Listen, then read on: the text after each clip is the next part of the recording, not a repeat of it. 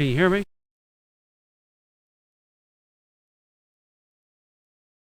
Good morning. Sorry for the delay. My name is Mark Fields. I'm a commissioner with the commission. On behalf of all the commissioners, the committee members, welcome to the Mid-Atlantic Life Safety Conference. We're going to start with a message from our governor and then from Richard Brooks.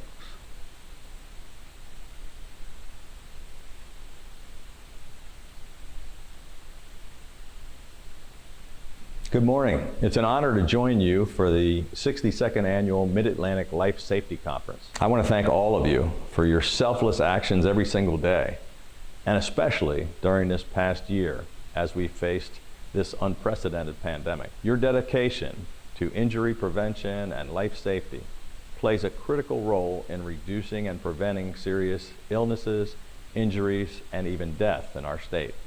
Thank you for your commitment and participation today, and I wish you all the best for a successful conference.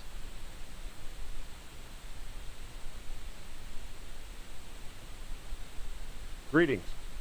Welcome to the Mid-Atlantic Life Safety Conference. Allow me to take a few minutes and share a story. In 1959, Maryland State Firemen's Association past president J. Millard Tawes decided to use his position, influence, and experience in the fire service to further the cause of fire prevention, fire protection, and public safety. His position at that particular time happened to be governor of the state of Maryland. In fact, he used this pen to charter that document and create the Maryland State Fire Prevention Commission. He categorized himself as an old fireman. He felt impassioned to host an annual conference that would bring together expertise and perspective from a wide range of fields to participate in an active exchange of information and ideas, with the sole goal of reducing life and property loss due to fire. The committee, chaired by Maryland State Firemen's Association President Howard Springer, and in participation with the University of Maryland's Fire Service Extension Department, developed a program and workshops covering everything from women's role in fire prevention to laws, code enforcement, industrial fire brigades, and fire drills in schools. That first governor's statewide conference on fire prevention was held at the Student Union Building on the College Park campus of the University of Maryland, August 11th and 12th of 1959. Since that first conference, there have been a lot of changes. The name of the conference, the venues, and the format of the program delivery have evolved to reflect the needs and desires of the attendees.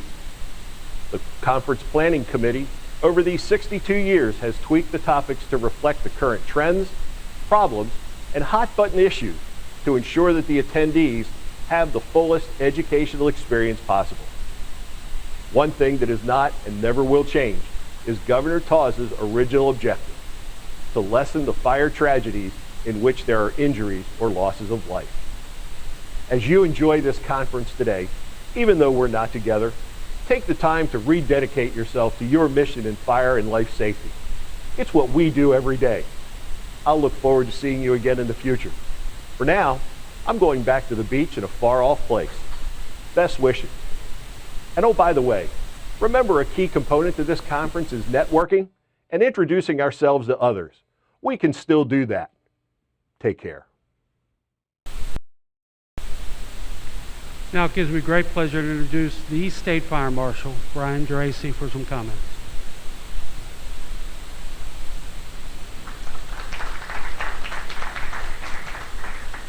Thank you, Mark.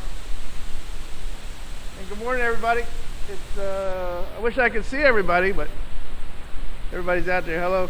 There's a few folks here in the room, and we're happy to be here today and happy to be able to put this conference on again for everyone across the state of Maryland.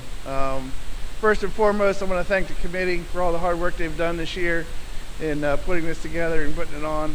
We had some great topics today that we're going to discuss, and hopefully everybody can stay on for the whole conference and view those. In addition to that, I want to thank all of you for all your efforts last year during the pandemic. I saw how you adapted. I saw the videos that you put out. I saw the social media posts that you put out. everything that you did to maintain that social distancing and still get the message out. And I can tell you that it worked. Last year in the state of Maryland, we saw the lowest number of fire deaths ever on record. So it's your efforts and continued efforts that are bringing the numbers down and across the state of Maryland on fire deaths and injuries. So thank you for that. I cannot thank you enough for all the work that you did last year on that. And we were pleased that the numbers still continue to come down. We're up a little bit this year, but that's to be expected. I think also we had that mild winter last year, and that helped scouts somewhat. But you know, with the winter this year, we saw a few numbers tick up, but so far we're holding our own. And let's hope the next several months, with a big push from you all at your open houses and throughout the state of Maryland with what you do in public fire safety education, we'll continue to have these numbers at a low number. So appreciate you for doing that. I had the opportunity to attend the National Association of State Fire Marshals Conference in Vermont last week. A lot of good information that came out of that, and I just want to share some things that I picked up from there. The Close Before You Doze program, Jennifer's here in the audience, is working. It's working tremendously. In 2020, they saw 32 saves, and so far this year, 16 saves by Close Before You Doze. So continue to get that message out there in the state, and we're going to continue to push it through our office as well. But that program and that message is working out there, and we continue to see those saves. The UL 217 smoke alarm document will be coming out in June of next year. So we're happy to see that. A lot of advancements in smoke alarms with this new document. It was delayed for a couple years here to get the manufacturers up to speed so they could products could meet the standard, and they have, and several of them are out there right now. But you'll see no more photoelectric or ionization smoke alarms. They're gone.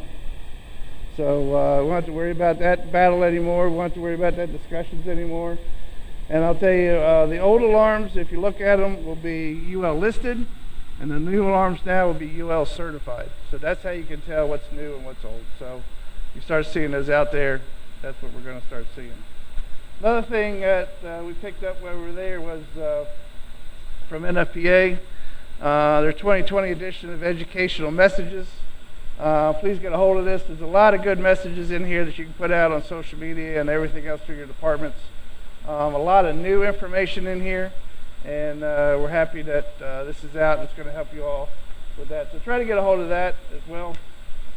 And one last thing is that, and I didn't know off the top of my head, but FM Global, which is a company kind of in the insurance business to make sure businesses are safe from fire, has fire prevention grants. So if you weren't aware of that, you're looking for funding, go to the FM Global site, and I know everybody's always looking for funding to purchase things and that, but to go to do that. The other thing is, before we go on to the award, is that I have an announcement from the State Fire Marshal's Office.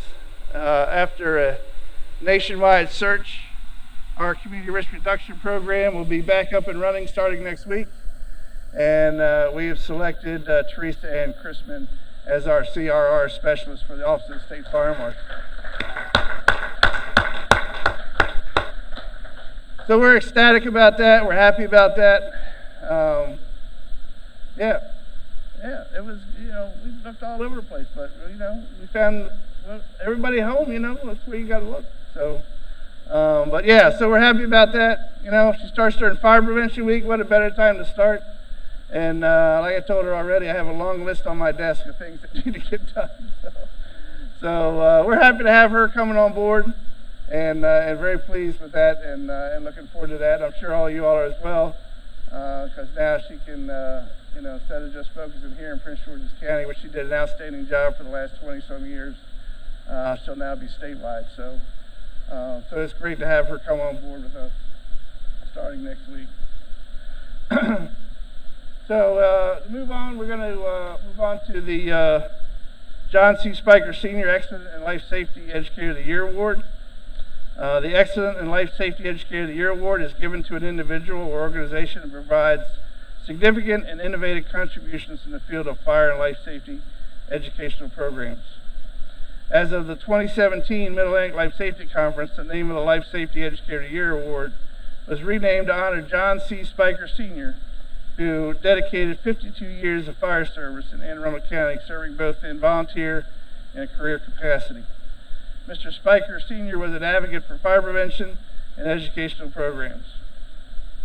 The Mid-Atlantic Life Safety Committee Conference Awards Committee unanimously agreed upon the nomination of this year's awardee, Dr. Burton A. Clark. Dr. Clark has been in the fire service for over 45 years.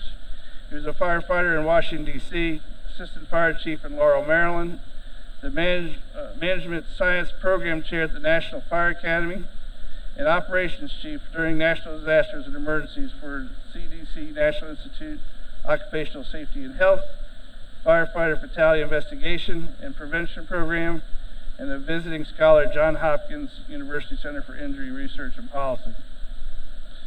In the late 70s, Firefighter Clark was detailed at the National Fire Academy to develop and conduct a smoke detector training program. The course was created to help fire departments nationwide implement campaigns to promote the installation of residential smoke detectors. Smoke alarms have helped reduce fire deaths nationwide. The National Fire Protection Association reported in February of 2021 that the risk of dying in a reported home structure fire is 55% lower in homes with working smoke alarms than in homes with no alarms or none that worked. And we continue to see that today here in Maryland. And Dr. Clark, I will tell you, in Montgomery County, I worked on the smoke alarm law that brought smoke alarms to existing homes in Montgomery County, one of the first in the nation. So with your research and everything else to put us in that direction, so thank you for that. Dr. Clark is recognized as a researcher, an author, speaker, and instructor in American fire culture. His volunteer and career service in fire safety and education addresses the qualifications of a recipient of the John C. Spiker Senior Excellence in Life Safety Educator of the Year Award. His experience in public fire life safety, as well as significant contributions in fire and life safety program, which identifies measurable achieved outcomes. Dr. Clark's nomination was submitted by our good friend D.C. Vito, the Public Information Officer for Washington, D.C. Fire and EMS Department. Dr. Clark writes, lectures, and teaches fire service research, safety, culture, and professional development worldwide. He's married to his lovely wife, Carolyn Smith Clark, a National Fire Academy instructor. They have 6 children, 14 grandchildren, and a great-granddaughter. The Mid-Atlantic Safety Committee and honor speakers congratulate Dr. Clark for his contributions in fire and life safety education. Dr. Clark, can you come up?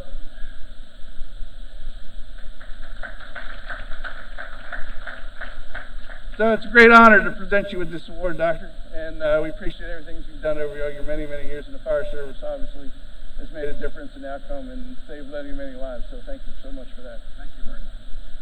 Get your picture. Want to do this way? There you go.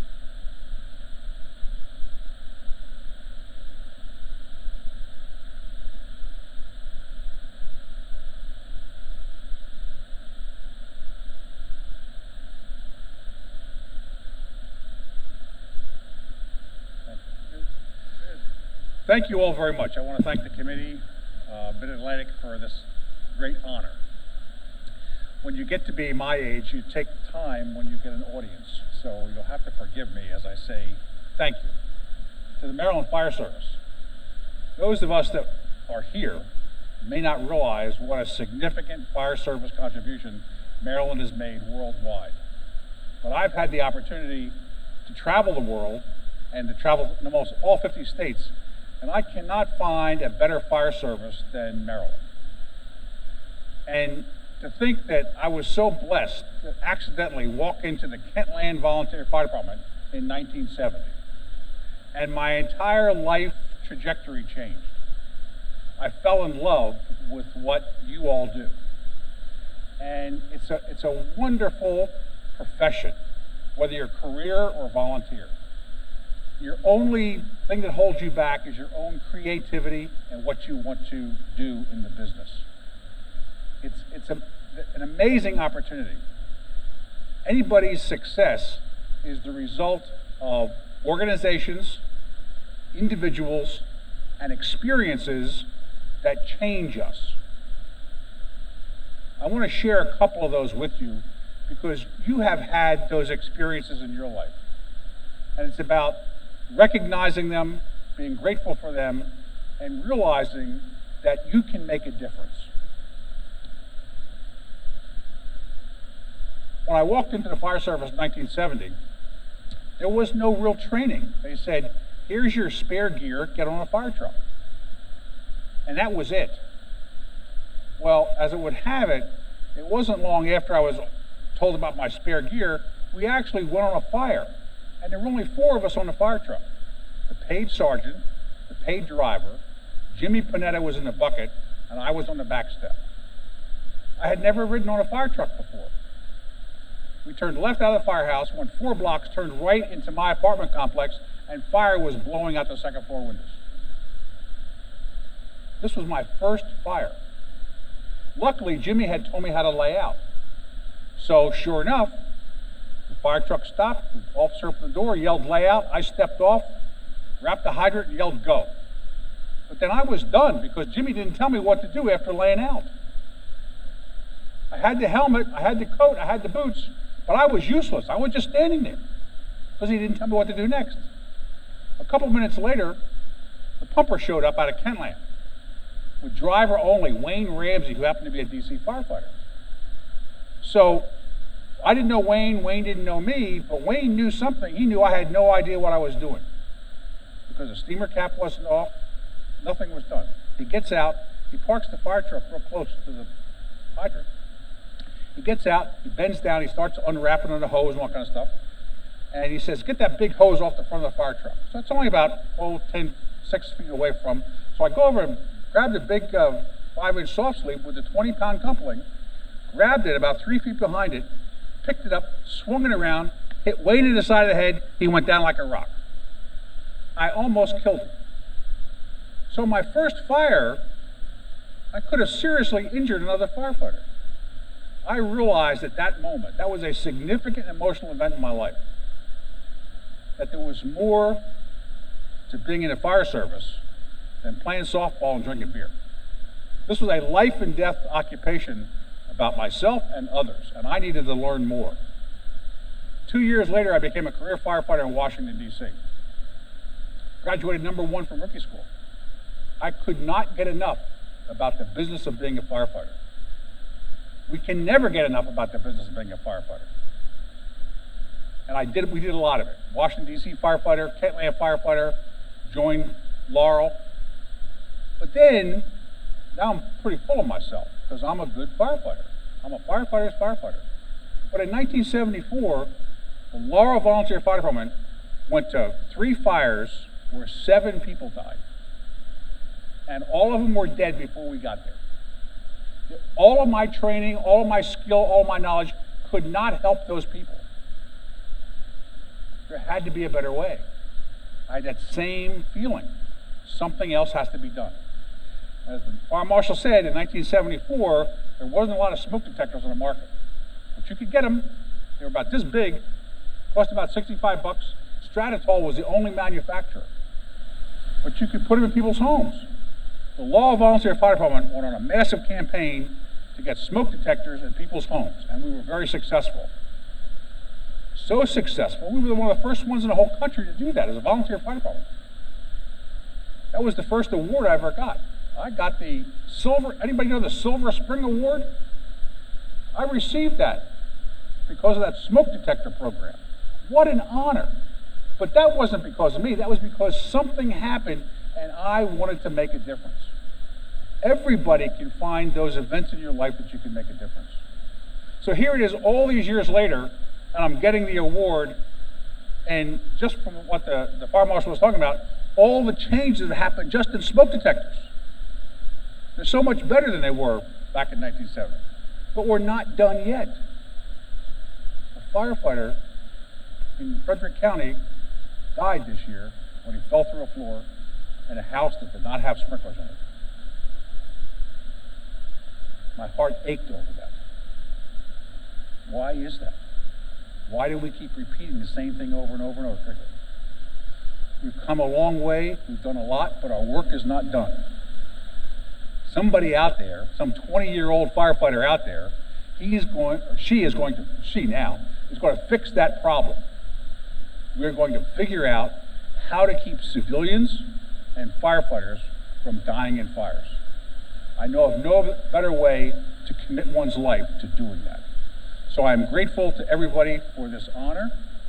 I hope there's some inspiration, and where I've got to today, I try to honor the past because a lot of people got us to where we are today. I'm celebrating today. What a precious present you guys have given me. I'm so grateful. And I believe in the future. People in here, people watching, you can change the world. Thank you all very much.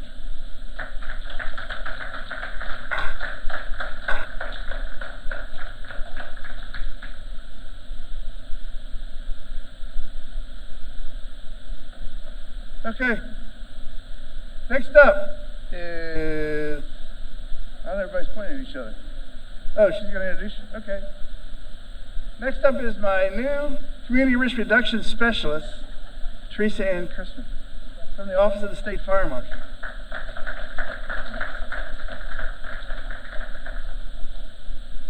Good morning, everybody. I just would like to introduce Jim Resnick. He will be presenting today on senior outreach and education and the innovative and engaging presence that he has in Montgomery County. Thank you.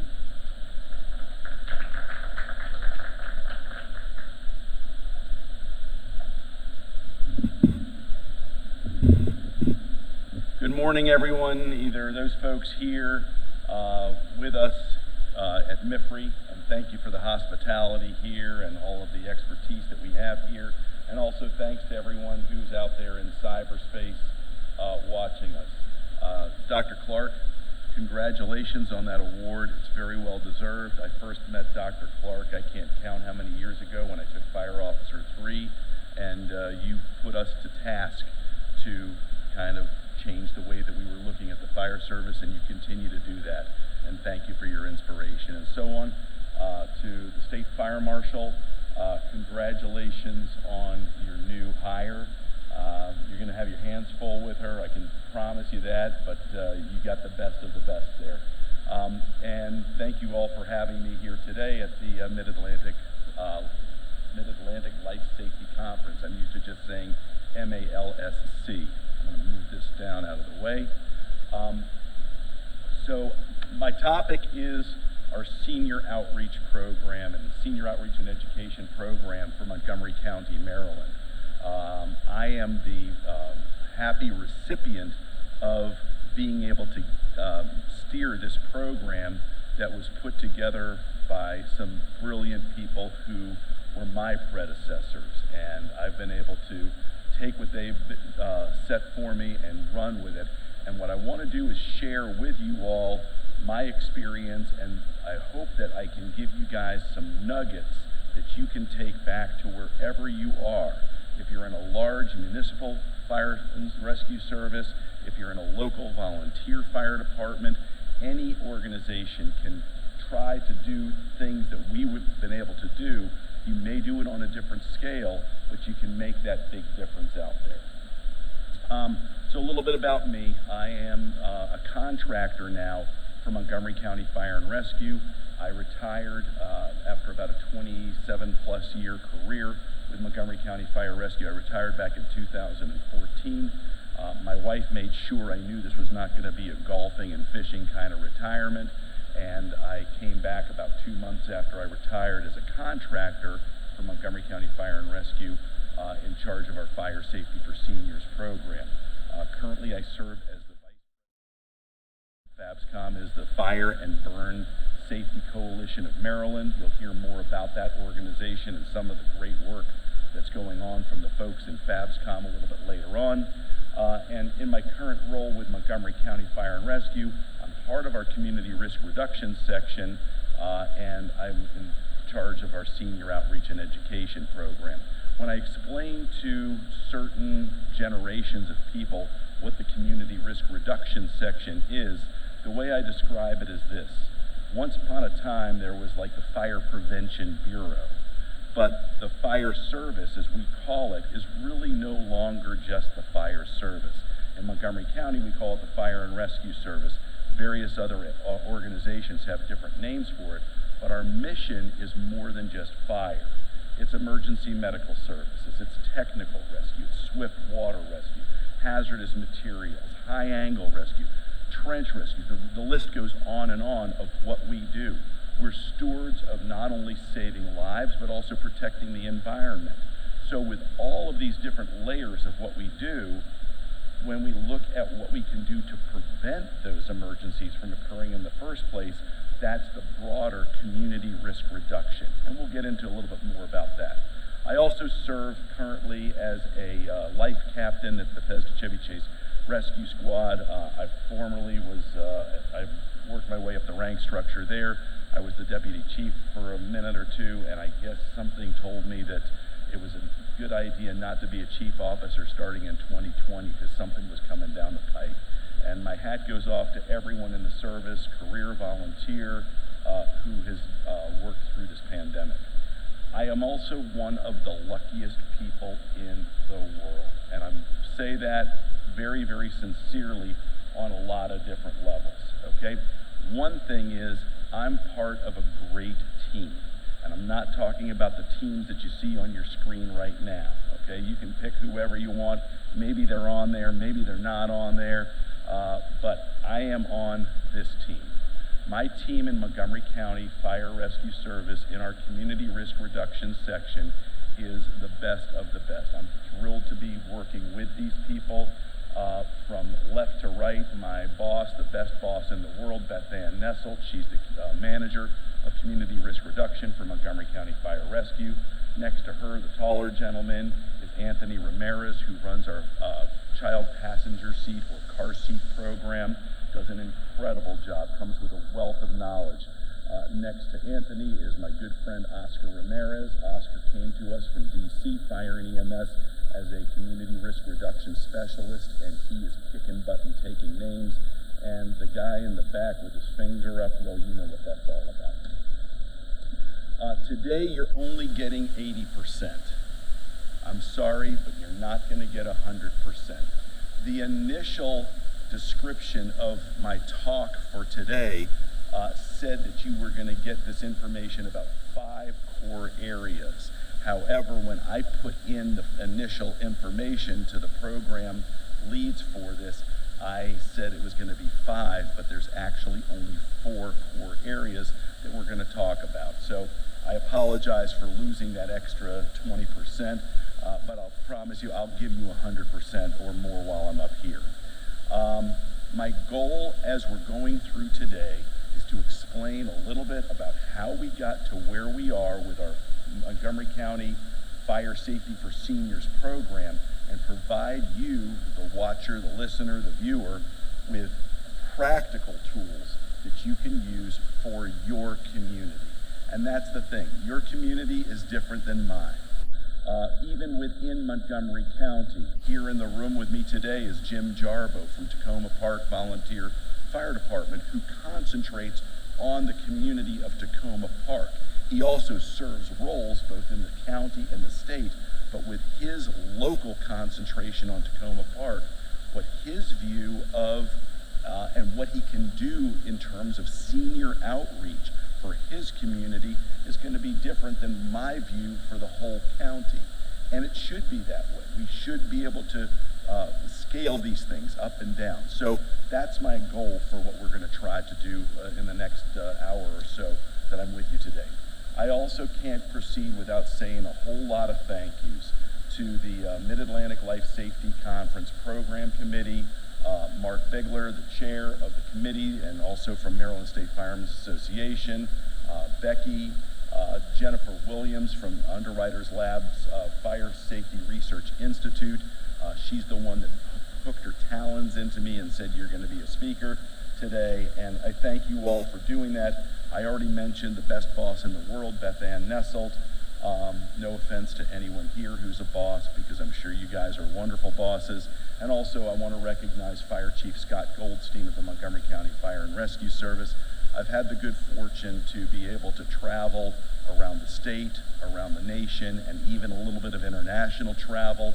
I've spoken at conferences, I've attended a lot of trainings and conferences and things like that, and I'll tell you that we are blessed in my fire service in Montgomery County with what I'll consider to be, if not the best, then certainly one of the best fire chiefs out there. Strategic, cares about people, does all the right things, and we do appreciate everything that Fire Chief Goldstein brings to our organization. So let's bring things back into focus, why we're here talking about senior fire safety. Fire safety for seniors. Some people say, well, shouldn't we put more of our efforts onto fire prevention and fire safety for children? Because if you think about it mathematically, if we can save the life of a child who otherwise might have been injured or killed in a fire, the net return is going to be greater. Well, my focus is on seniors because I'm one now, and I hope to continue to be one now, and I know a lot of seniors, but we're also very, very special in terms of the changes that we have, the changes cognitively, the changes with our physical being, our ability to react to things and do things in a certain way. And what we're going to see now, the brief video that I want to show you, kind of brings this into focus. What we're going to see is a real live video from a situation that occurred a little over a year ago in Colorado, okay? As you can see on your screen towards the top right-hand side of that photo, this is from a Nest security camera that someone had inside their home. What we're going to see is that ultimately people did the right things, but how they got there is a little challenging, as you would expect it would be in a real life situation. Here's the spoiler alert. They did just about everything correctly, right, and so on. The next thing is no one was injured, nobody died. The house was basically destroyed by this fire. We're going to watch the first minute and 20 seconds. Now, the gentleman who you see seated in the chair there in the blue shirt, we're celebrating his birthday on this particular day. He has come over to a relative's house to celebrate this birthday. He's somewhere, I believe, in his 80s, mid-80s perhaps. At the time that this video occurred, at the time that this situation occurred, he was not yet diagnosed as having any kind of cognitive issues. However, subsequent to when this occurred, he did see his primary medical care provider, and he was diagnosed as having some level of dementia or Alzheimer's, which does come into play with how we see this gentleman react. Now you see he has a walker in front of him, so clearly he has some physical challenges going on. What he's got set up there, he's got his walker in front of him, he's sitting in that chair, he has a tray with whatever he's going to eat for lunch or dinner that particular day, and the rest of the family, the other 8 or 9 family members, are in the kitchen getting their food, and then they're all going to come in and join him. But they wanted to get him set up and comfortable first. Now, in order to maneuver and get into that den where you see him, they had to move a coffee table that was in front of the couch.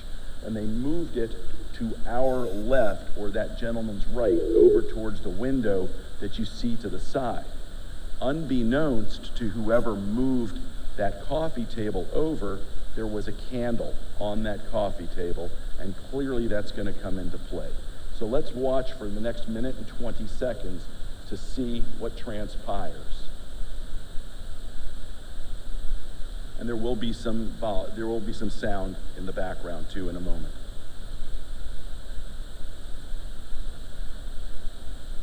And if we can't get the sound to work, I'll describe what's going on.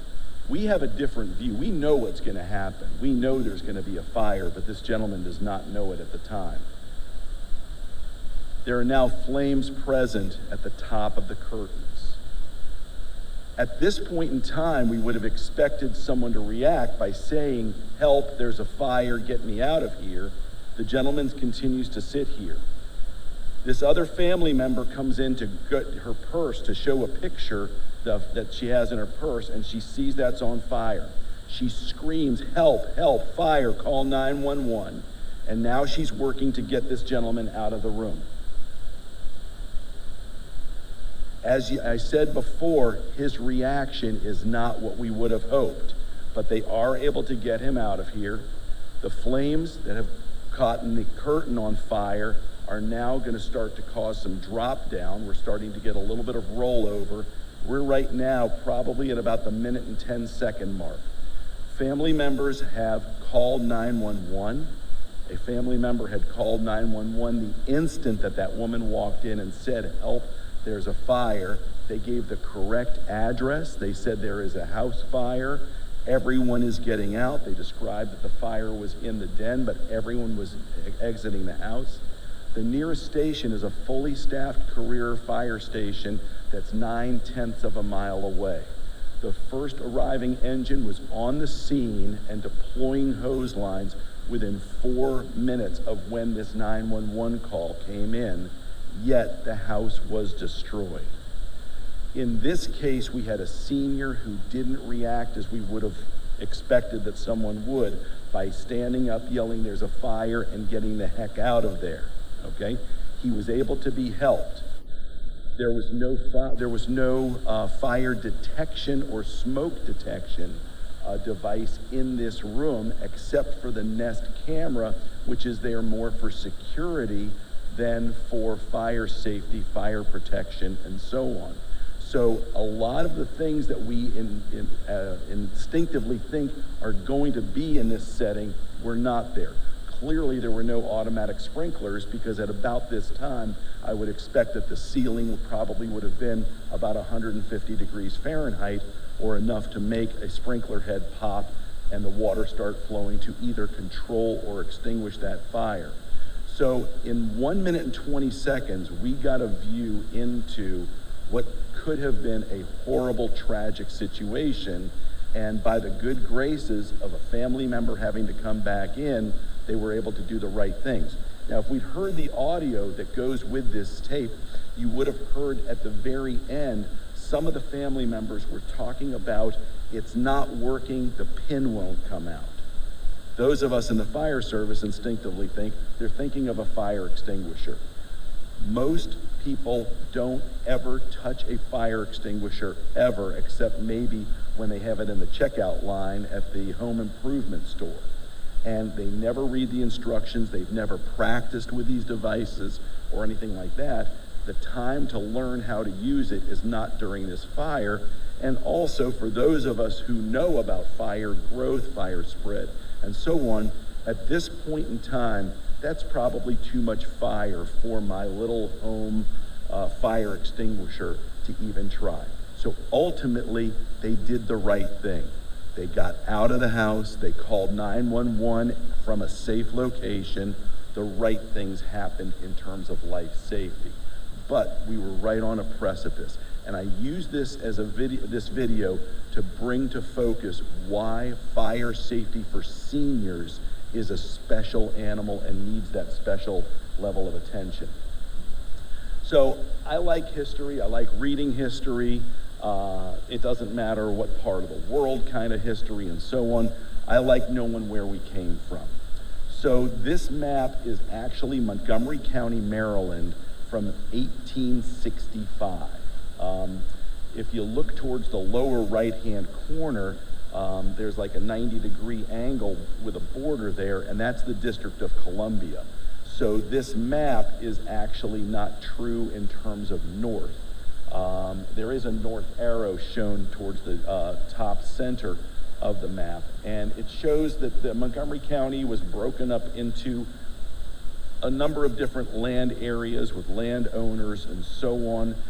It wasn't the same Montgomery County that we know today. Montgomery County over the years morphed in a lot of different ways. I didn't realize I was going to have my friend Jim Jarbo in the room, who is the de facto mayor of Tacoma Park, Maryland.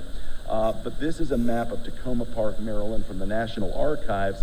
This is from the 1950s, I believe. That we're showing that we used to have all those farms all over the place.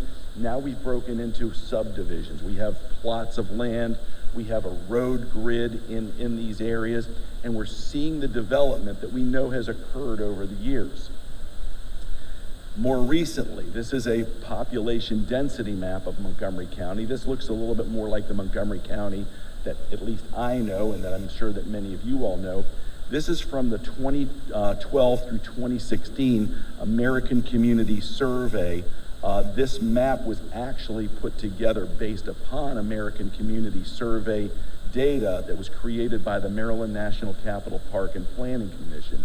And this shows what we kind of expect to see, where the density of people are. Each of those little blue dots that you see up there represents 100 people living in a particular area. And the legend shows us that that growth, that development is on the major highways.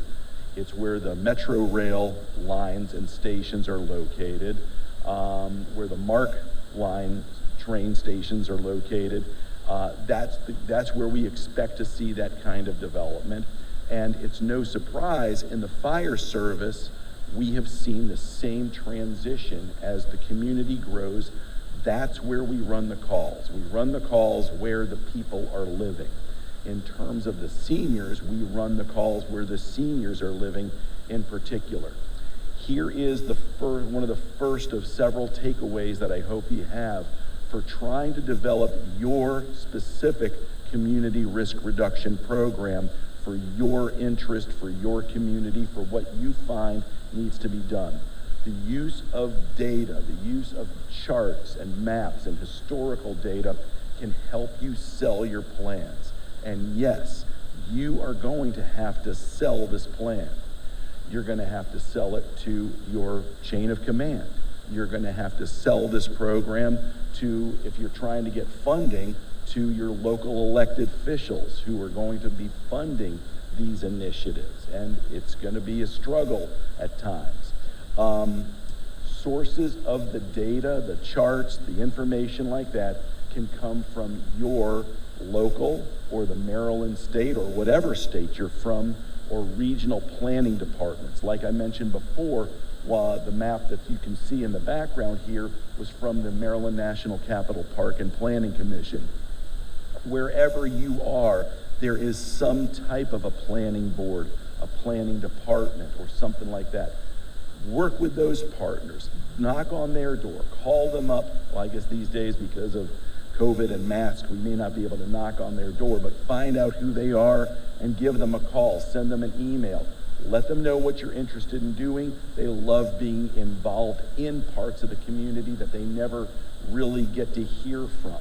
Other places that you can go to include Chamber of Commerce. Your Chamber of Commerce wants to be engaged in your community in many, many different ways. You can find information through the U.S. Census.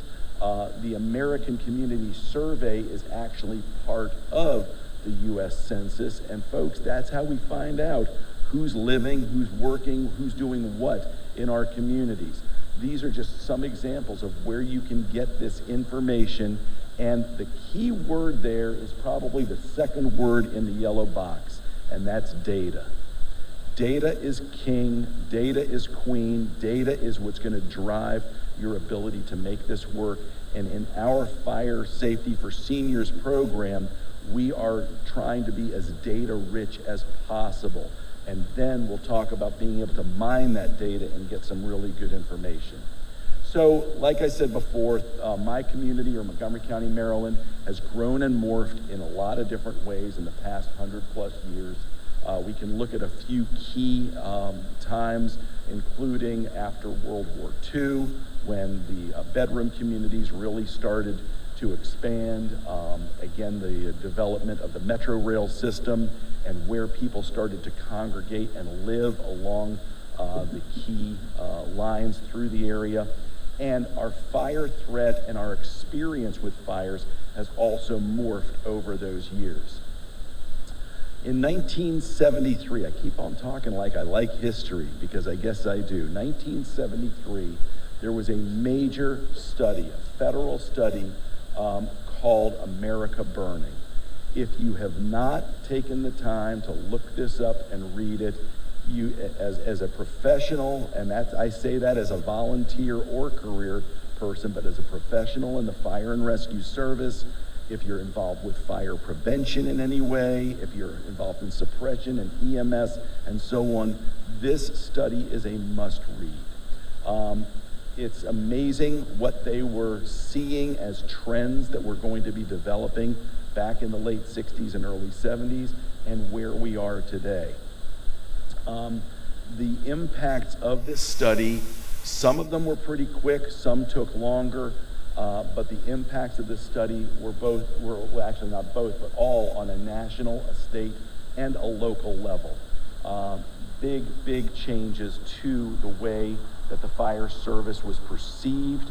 The job of fire and rescue personnel was thought to be and seen changing over time, and predictions for what we would need to do in the future are all in there. Now, in Montgomery County, Maryland, we started tracking a lot of this stuff very, very closely, and this is just part of a smaller chart and some graphs that I'm going to share with you, but this shows back in 1968 in Montgomery County, Maryland, there were 20 fire deaths. Now, what does that mean? How do we put that into context? Well, you see that year was probably the highest for about the next 10 or 11 years, and somewhat significantly, in 1974 and 1978, we celebrated with only 5 fire deaths in the county. But we were consistently in the double digits and spent some time up in the mid to high double digits through this 10, 11 year period. Now, putting it into context, if you look at those numbers in relation to the county population, you see that the population was very, very small. In 1968, the population was less than half of the current population, and we'll see a chart which shows where we are today. The numbers all the way on the right represent something that should be making bells and horns go off in all of our heads. There were 4.3 fire deaths per 100,000 residents in Montgomery County, Maryland in 1968. That is atrocious. That is a horrible, horrible situation. We were able to bring those numbers down moderately over a period of time, but then there were some bigger jumps along the way. Some of those jumps we see all the way in the right-hand column now, where you see significant fire safety prevention benchmarks. In 1978 was the implementation of the Montgomery County smoke detector law. Actually, in 1972, there had been other landmark legislation in Montgomery County to start bringing the need for smoke alarms in single-family residential homes. And over time, we see we're chipping away at that number in terms of the number of fire deaths. Put in graphic form and brought now from 1968 all the way to 2019, you can see that there's been an excellent trend, a decreasing trend in terms of the number of fire deaths versus the population. The population is that little squiggly light blue line that's going up towards the right.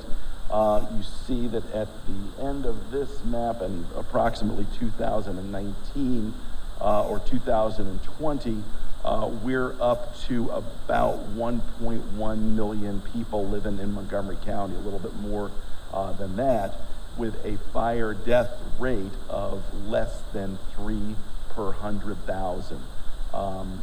We've had a couple of wonderful years along the way. If you look at 2013, we were blessed with 0 fire deaths in a county that at the time was about 1 million population.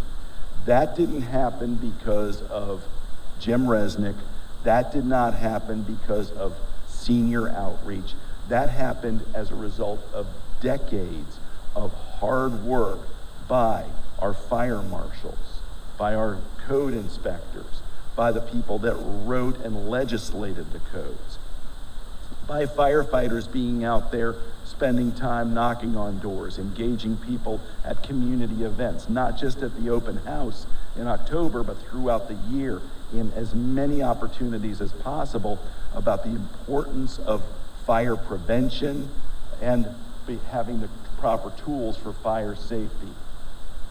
So along the way, we've seen these good results, but we can't sit on our laurels. It's kind of like watching the graphs of COVID and what kinds of numbers we're having with COVID.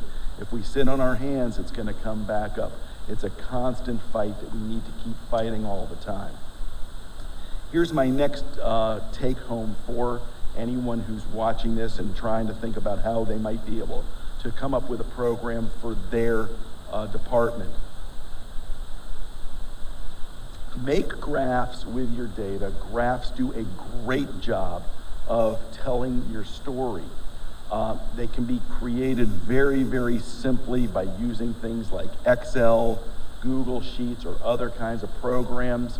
And I'll guarantee you, whether you're in a small community with a volunteer fire department or you're in a big municipal department, there are geeks around. And I say geeks in the most loving way, because I can't do the stuff that these folks can do. But if you give them what you're trying to do, if you explain what it is that you're trying to do, they can take you to places that you would never have dreamed before. I could not make the graph that you see in the background on here, but we've got some really smart and really talented people who can come up with that drawing. I kind of compare it to art. I am not an artist at all. I give me a paintbrush and you're gonna see something horrible. But if I can put that paintbrush in the hands of a talented person with a vision, they can take my thoughts and my ideas and take it to another level. So unfortunately, our sad story did continue throughout the time that we were starting to see some inroads. In the 1970s, the smoke alarm law came out. We saw an immediate reduction in the number of deaths, in particular the deaths of seniors in homes. But then, as years crept by, those numbers started creeping back up, and the number of seniors dying in residential fires became the highest part of those fire deaths. Here's an example of an article from 1999, September 2nd, 1999, at 4:20 a.m. in Albany. Firefighters were called to a home on Princess Anne Drive where they found flames had spread from the first and second floors to the attic. Neighbors told authorities they feared a woman might be trapped in her home, and there was an immediate aggressive attack, said Captain Dan Gilman, Montgomery County Fire Department spokesman. They found a 58-year-old female in the second floor bedroom where the fire began. Fire officials said there was no battery in the home's smoke detector. We now call them smoke alarms, and this was one of a number of similar situations that prompted a change in the technology and then the legislation along with that to require sealed 10-year battery smoke alarms. So the county executive and the county council the county executive and the county fire chief in 2006 sat down and said, we have a problem with senior fire deaths in Montgomery County, Maryland. The fire chief and the county executive came up with the concept of having a senior citizen fire safety task force to be established to provide advisory capacity for the county executive and the fire chief going forward. So if I say that we're going to have a task force, and this again, take this to your community, whether it's senior outreach or whatever you're finding the trends are that you're seeing in terms of risks in your community, what does any good task force need? It needs a purpose, a defined, specific purpose. It needs members, and you got to get the right members. You need to have objectives and benchmarks so that we're not just floundering around and meeting for the sake of meeting. You need to have methods and procedures for how you're going to do these things. And you also need to have a coach. You need teamwork. I don't know what your local or your favorite football team is, but for some of us in the DC area, This past weekend was a horrible, horrible weekend. And there was a lack of teamwork, and the coaching was not what it was supposed to be. And without those elements, you're going to flounder around and you're going to lose. So a good task force, a successful task force, will need to have that coach, that leadership, that can manage the people and the tasks that those people need to do and develop the teamwork necessary. We were blessed because all of these check marks that you see were filled out extremely well with the folks that they chose to be part of the Montgomery County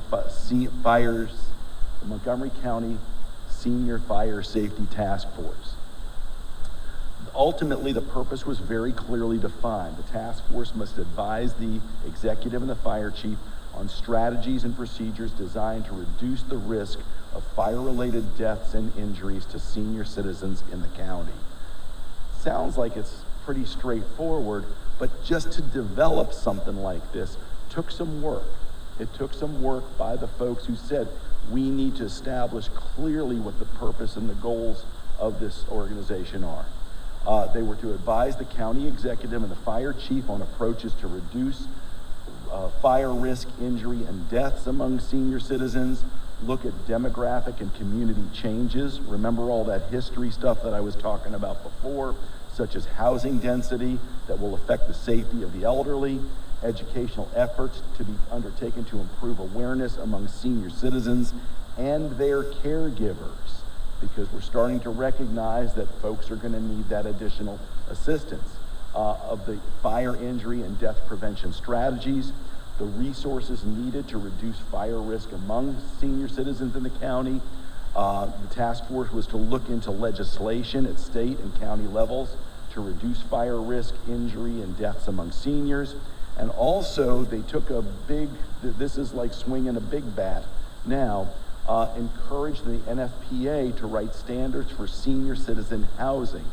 The task force submitted an interim report to the county executive and the fire chief 6 months after operation, and an annual report was submitted in June of 2007. So they've been to work for about a year, and they did come out with an annual report before their final report.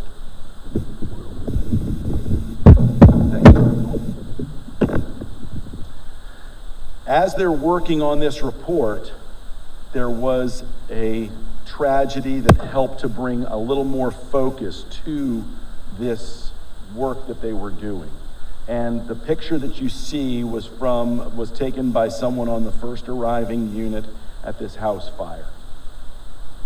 At this house fire, which occurred in Kensington, Maryland, on May 8th of 2007, a couple who was just a couple of weeks short of their 60th wedding anniversary died in their home. As we read through the story, this one's out of the Washington Post. It basically burned their house to the ground. He was trying to help her out of the house. She was in a wheelchair. It was the type of a setup in this big Victorian home that they would normally, when she had to be brought in or out the house in a wheelchair, it would take a couple of family members to carry the wheelchair. There was no ramps. There were no working smoke alarms. The list goes on and on as to the causes and the results of this tragedy. Now, ultimately, as I look at this situation in hindsight, I look at the opportunities missed to have been able to take care of this couple in their twilight years, being able to keep them safe in their home. Did the fire department ever come by knocking on the door offering to check their smoke alarms? Had we ever been there on an EMS call and taken a moment or two to look up and see, are there working smoke alarms? Do we have a fire escape plan? This was before Underwriters Labs Fire Safety Research Institute had come out with the Close Before You Doze program, but let's face it, as firefighters, we had known and learned and recognized for decades the importance of compartmentalizing a fire and keeping the smoke, the heat, the fire, the carbon monoxide, all the other gases away from people by the use of doors. What about their place of worship? Had there been an opportunity missed where we could have had, through their place of worship that they were involved in, an opportunity to speak about fire safety, fire prevention, and so on? What about family members? Had we failed to educate family members on this? So the layers that were missed that caused this tragic death of this couple, just that they kind of really resonated with me, but also with this fire safety task force, the Senior Citizens Fire Safety Task Force. So in September 2008, the Montgomery County Senior Citizen Fire Safety Task Force did submit their final report to the county executive. They transmitted a letter explaining the work that they had done and why. The report itself is about 50 or 60 pages long. It makes for a very, very good read, and I will suggest that anyone who is considering whether it's for fire safety for seniors or any other group, if you take a look and follow the methodology that these folks used in putting together the task force and doing the work that they did, if you can copy that process, you're going to be extremely successful in whatever you're trying to accomplish. This is available online. If you go to Google and you type in Montgomery County Senior Citizen Fire Safety Task Force, the report will come up. There's a little explanation about what it is, and then you can click on the report itself. It makes for a very, very good and very beneficial read, and again, a tremendous amount of work by some really, really dedicated, smart people. So, you want to, in your home, in your community, establish the framework for what it is that you want to do. You have to figure out your definition of risk in your community. And the question is, should you look at the local, national, and international standards first, or should you start on your own? I think we know the answer is you probably want to start by looking at what's out there and then seeing what you can do to fit your issues into that existing framework. Now, looking at the Senior Citizens Fire Safety Task Force, what they did really well was they took a forward look into technology and standards.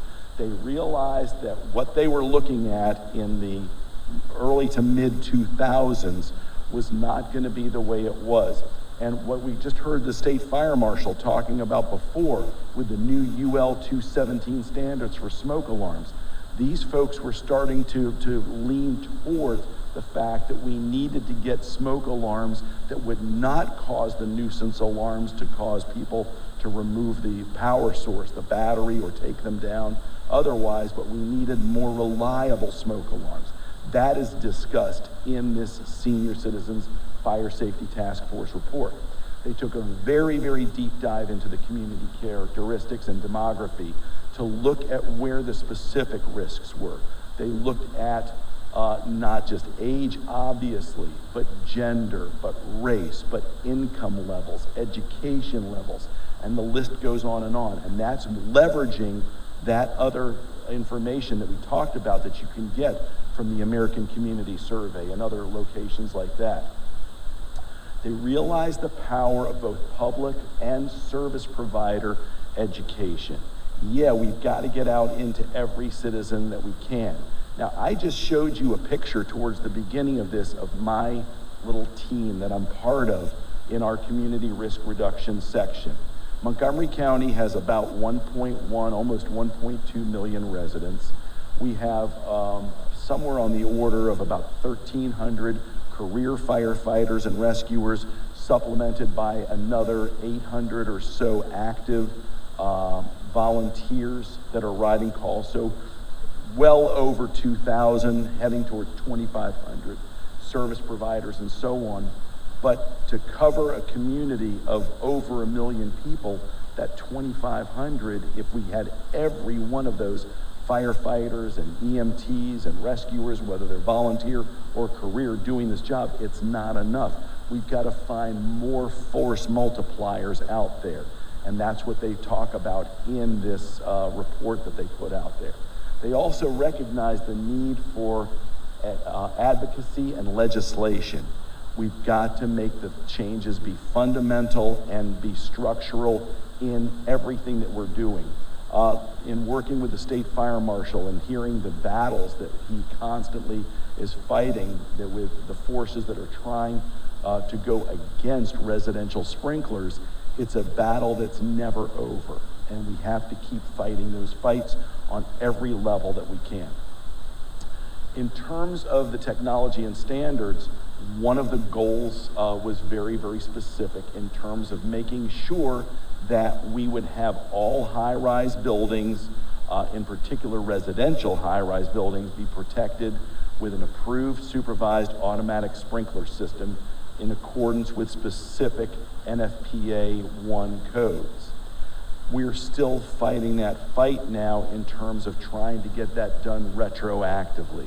In Montgomery County, we currently have, I believe, 88 high-rise residential properties that are not sprinkler protected. That is a huge, huge number of people, and it's a huge, huge problem. And we continue to run major fires in these non-sprinklered residential high-rises.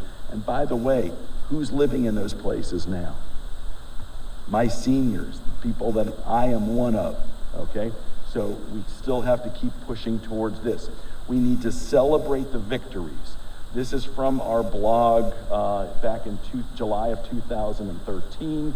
The presence of automatic fire sprinklers in residential occupancies makes a huge impact on life safety and property conservation. While the 1st Battalion has many unsprinkled residential high-rise buildings, it also has a number of newer residential structures outfitted with residential sprinklers. On July 1st, crews from stations 15, 24, 12, and 16 from the 1st Battalion responded to one of those sprinklered structures for a reported apartment fire. When they arrived on the scene, they found a 5-story apartment building that is part of a huge assisted living complex. Upon investigation on the 3rd floor, they found a small fire in a study area of one apartment. The fire had been extinguished by one residential sprinkler head. No one was home at the time of the fire, so had the apartment not been sprinklered, the fire would have grown quickly in size and would have resulted in a major fire. This is from Battalion Chief Mark Davis, and these types of situations, we need to get that word out there. We need to celebrate that and understand, make sure the public and our legislators and so on understand what these victories are all about. Going back to what I was talking about with the community characteristics and demography, I did mention this already. The Senior Citizens Fire Safety Task Force, this is taken from their report. They look to see what racial and ethnic groups have higher levels of poverty, because earlier in the study, they had established that financial means also are a predictor of residential fires. And you see they took a look at, in the year 2000, what this looked like with African American, Asian, Hispanic, and white populations, and they then took it to the next level and used these as predictors for the future. Again, find that information in your community, look for multiple ways of tackling these problems. So what this is all part of is what today we're calling a community risk assessment.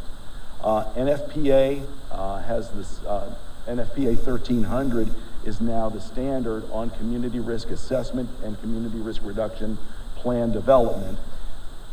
Use that NFPA 1300 as your template.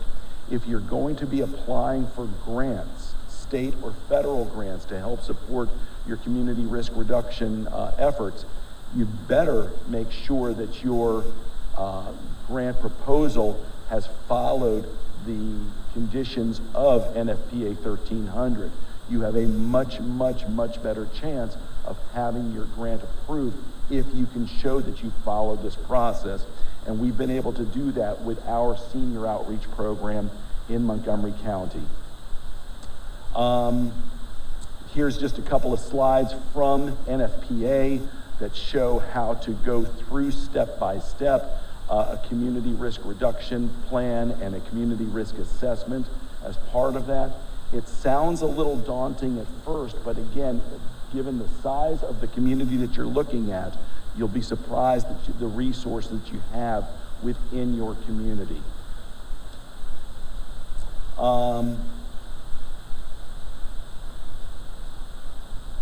I've used an example on the next slide that we're going to see of the community risk profile, and what that serves to do is provide the basis for how you're going to figure out your partners, who is bringing things to the table that can help you out in your community risk reduction plan.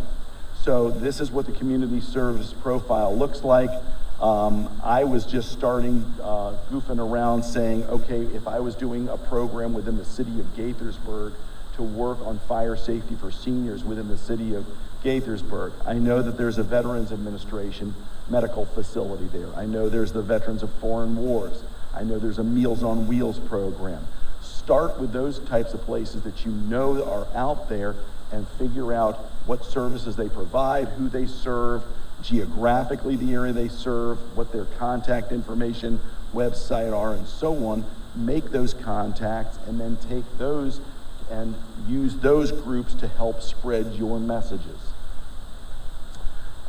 With regards to the building technology and standards, our current Montgomery County Fire Rescue Service Senior Outreach Program is very engaged with trying to understand existing technology and standards through our connections with the fire marshal, both our municipal fire marshals in Montgomery County. We have a fire marshal in Rockville and in Gaithersburg, as well as the county fire marshal.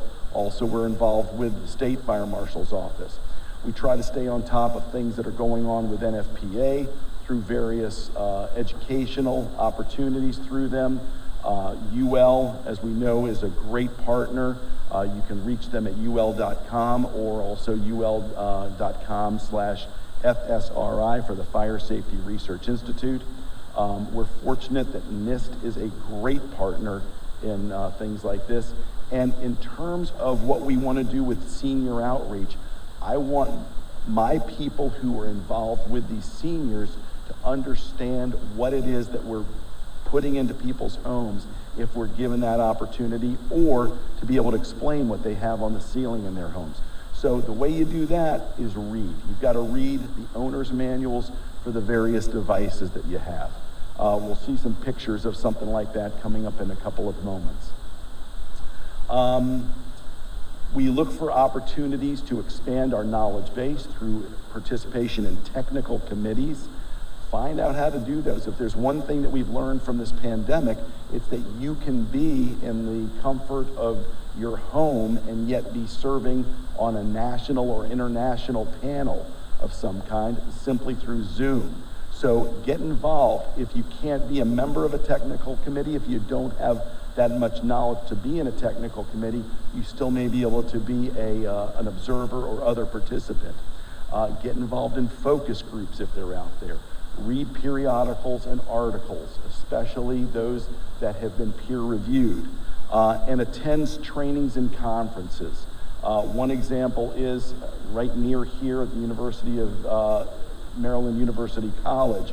I attended a smoke alarm technology meeting in 2015 where I was able to sit, little old me was able to sit at a table with technical representatives from First Alert, from Kidda, from Universal Products, and be able to hear about how they're making their products, how they're expanding the knowledge base of their products, and what the products are going to be able to do in the next generation.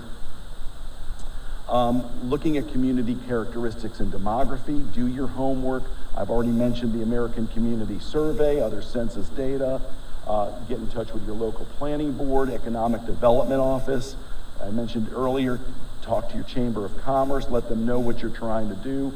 And don't forget about a rich source of data that you have in your fingertips at your fire station or within your fire service. NFIRS and other data from your your own local fire and EMS responses. That's probably a very good place to start all of this, to see if the trends that you think are out there are actually there. The website that I've shown on here, usfa.fema.gov/infers, will get you into this. You have to get a login and a password for yourself, and then you can request very, very specific information about your department. Now, with data, like anything else, if it's garbage in, it's garbage out. So make sure that your members that are filling out these NFIRS reports do these things effectively. They fill them out correctly, putting in the right information. So when we talk about doing the education, and this goes to what I was mentioning before with the force multipliers, how big is your CRR section versus how big is your department? And we're probably very, very small change. So what can you do to leverage more people to get out there? Develop your public education approach. Take classes at the National Fire Academy. They have great classes about community risk reduction and what you can do, getting ideas to improve these programs by sharing with other people from throughout the nation. Also make sure that your vision is within line with your department's vision. The example I'm going to give is fire extinguishers. In a lot of rural communities, the fire departments really push for fire extinguishers. I can tell you that when it comes to seniors in Montgomery County, Maryland, one of the last things that we want people to do is get engaged with fire extinguishers. I want folks who have challenges in terms of mobility and cognitive abilities. I want them to get away from the fire, not go towards the fire. So my message for seniors in Montgomery County has nothing to do with fire extinguishers, except forget that they're there, get out and call 911. Is that type of a message in line with your department and what your needs are in your community? In a rural community where there's going to be an extended response time, maybe you want the community members to engage with fire extinguishers. So make sure that whatever your approach in terms of community risk reduction is in line with the department's vision and objectives. So here's a little bit about what Montgomery County Fire Rescue senior outreach looks like today. One thing is, we're up against that type of a mindset, okay? This is from, I think it's called Pickles, a comic strip where the wife is complaining that the smoke alarm keeps on chirping, and the answer is, go grab me a sledgehammer.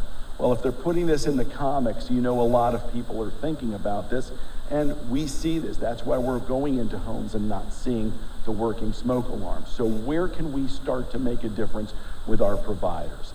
The first thing is we look for every opportunity to train people on senior outreach, and then we sneak in a couple of other messages too. The top left side is the Gaithersburg, Washington Grove Volunteer Fire Department Junior Fire Brigade. I was invited to come and speak to them about senior outreach, smoke alarms, carbon monoxide alarms, and the like. The bottom right is one of the recruit classes. We were able to call in the wonderful Mary Marchone to assist us with the recruit class. And the next time you see or hear Mary Marchone, ask her how the jelly is doing. And some of you guys will know what that means. The top right picture is a light duty firefighter who had been working with us in senior outreach for a period of time and developed himself as a subject matter expert. He is prepping a recruit class before we took that recruit class out to shadow some people doing home safety checks, and that's what you see on the bus. The lower left-hand corner is we're on the bus to go start doing home safety checks in a neighborhood, and while we're on the bus, we're training and learning more about working with seniors, about smoke alarms and the like. Here's another picture of a recruit class actually in someone's home being led by a senior firefighter, and then the recruits are in their bright yellow jackets there. not only learning about the home, but also learning from that experienced firefighter about what he is seeing in the home. We've worked, as you see on the right-hand side, that's a mobile integrated health class that we were invited to speak to, so that those folks, if they're going into people's homes, they're going to start figuring out about the smoke alarms too, as part of the other work that these mobile integrated health folks are doing. What you see them doing there is they're actually reading the owner's manuals for various smoke and carbon monoxide alarms, and then we had a quiz that they all had to participate in. Also involvement in things like the Statewide Fire Prevention Committee. I spend a lot of time at senior apartments. That one in the top left-hand corner, if you look closely, that is a fully sprinklered building. So why do I need to speak to folks in a fully sprinklered building about fire prevention and so on?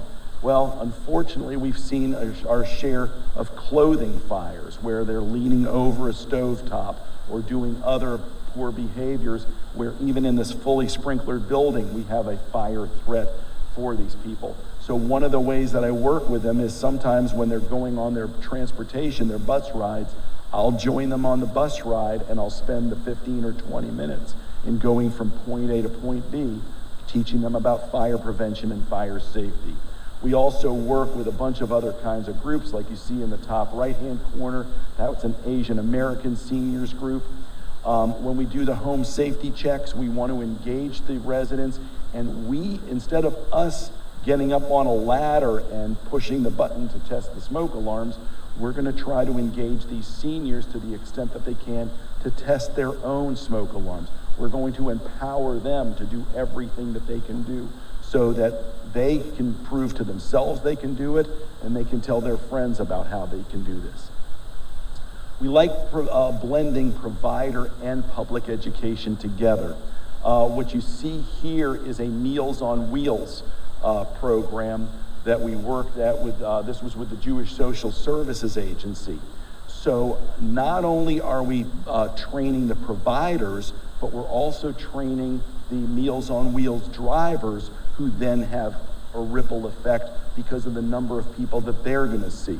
We might only be with that driver for one day and one particular route, but the next day, if that same driver drives a different route for the Meals on Wheels program, they're gonna, as they drop the meals off at people's homes, they can discuss, they might look for things like missing smoke alarms that are dangling from the ceiling or other things like that.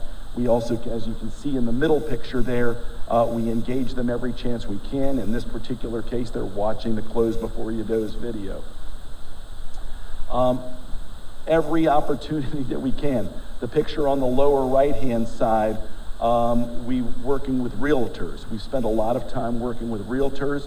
They are dealing with people whenever there's a change in home ownership, and if we can have those folks be force multipliers and aware of smoke alarm, carbon monoxide alarm requirements, talking about fire prevention, fire safety, it helps to spread the word.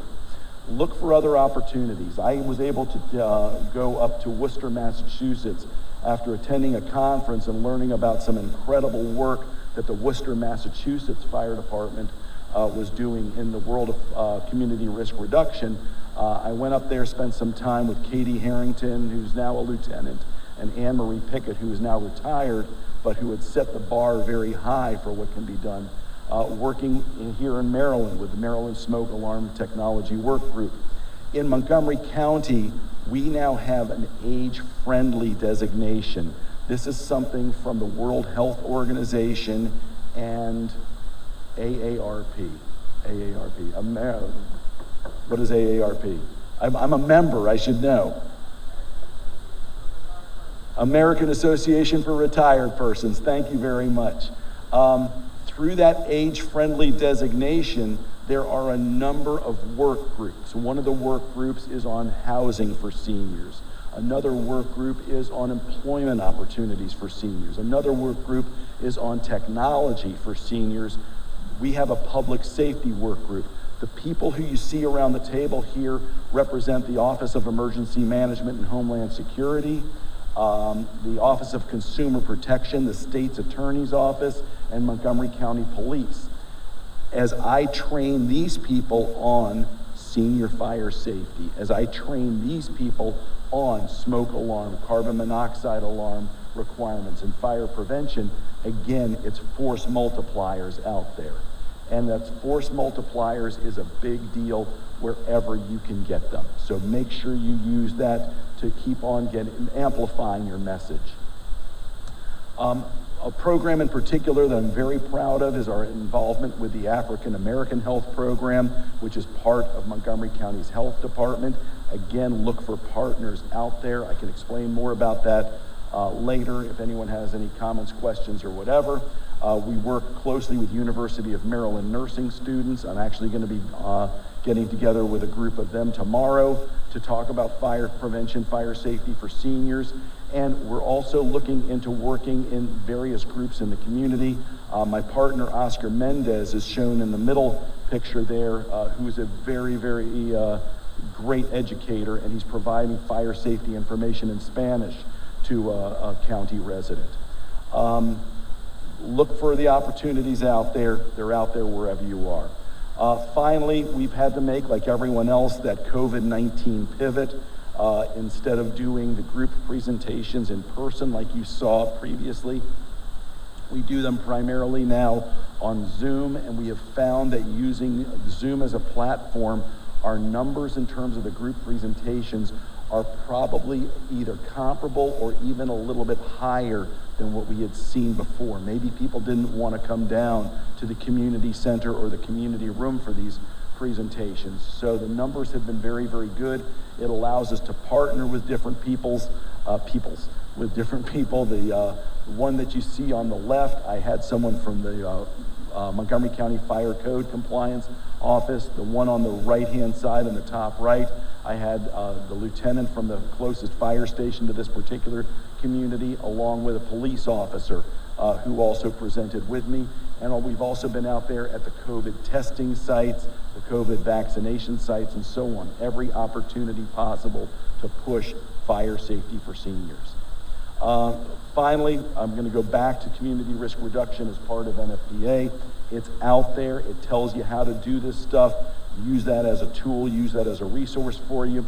I want to thank everyone who has stuck with us today and for joining us at the Mid-Atlantic Life Safety Conference, for your time. Continue to promote community risk reduction in whatever form that means for you. If your interest is primarily fire safety for children, if it's car seats, if it's working with young families, whatever it happens to be, that's the biggest risk, the biggest need, and your biggest passion in your community, work on it, keep on pushing it. My contact information is there. Please feel free to reach out and ask me questions, ask for help. I didn't get to have this program by myself. It was other people who helped me out, and I want to continue to share the wealth. So thank you for your time, and again, thanks to the committee for letting me speak today.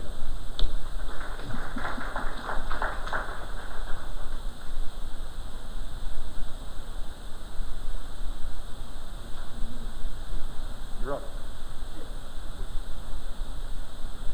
Good morning. My name is Jennifer Williams, and I'm with UL's Fire Safety Research Institute, and I'm honored to bring up our next presenter. It's okay, take your time. We're joined this morning by the president of the National Fire Sprinkler Association, Shane Ray. And as you've heard throughout the various presentations this morning, the importance of residential fire sprinklers in our homes. And we're excited to hear a little bit more about the program that they have. And following Shane's presentation, we will have a panel discussion on community risk reduction. We'll be joined by Shane and Jim and Teresa, who you met earlier this morning. So without further ado, we'll get Shane set up here in just a minute. Thank you.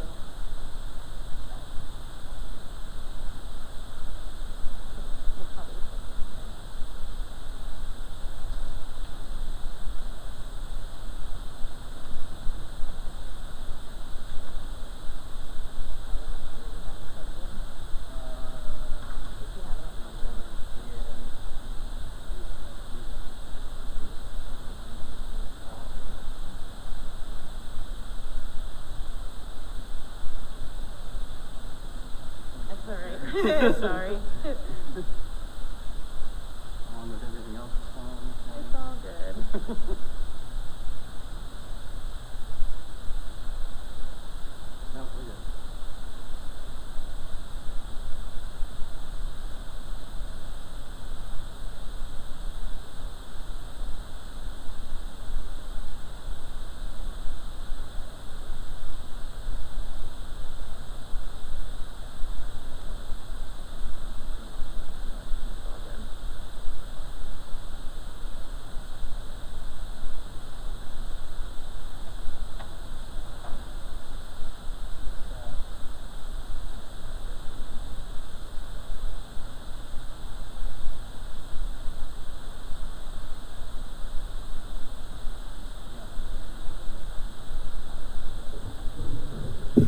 While we're waiting to get Shane set up, I wanted to take and just ask folks that are watching us today, that are participating in this program.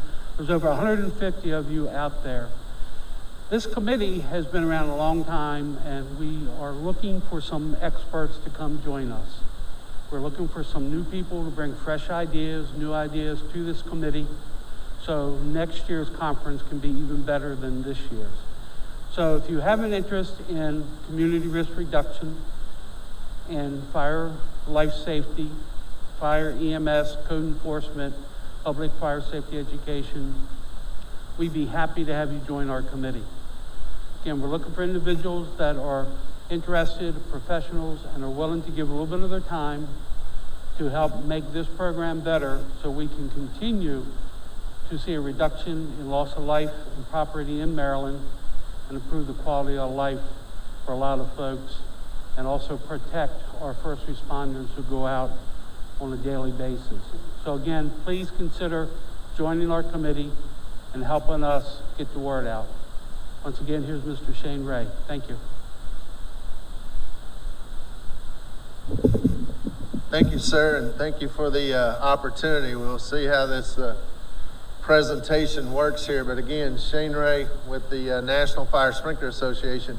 However, I want to give a disclaimer with the fact that I've spent 30 years in the fire service, still an active volunteer. I've been back in my hometown of Pleasant View, Tennessee since COVID happened, so I took a pause from being a Marylander for a little while COVID was going on and being back in my own fire company. And so the disclaimer here is that some of the things I say, particular to community risk reduction, are probably my own opinion, so not necessarily that of NFSA. But I do want to tell you about NFSA in the fact that we're focused and committed to a stronger industry, because that equals a safer world.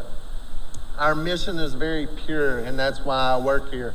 I want to tell you about the programs and the things that NFSA does, particular to community risk reduction, as I like to call it, about truly fire prevention and community fire protection.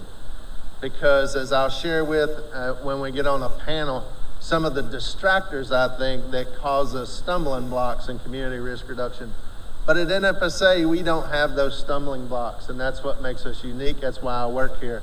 Our mission is very pure.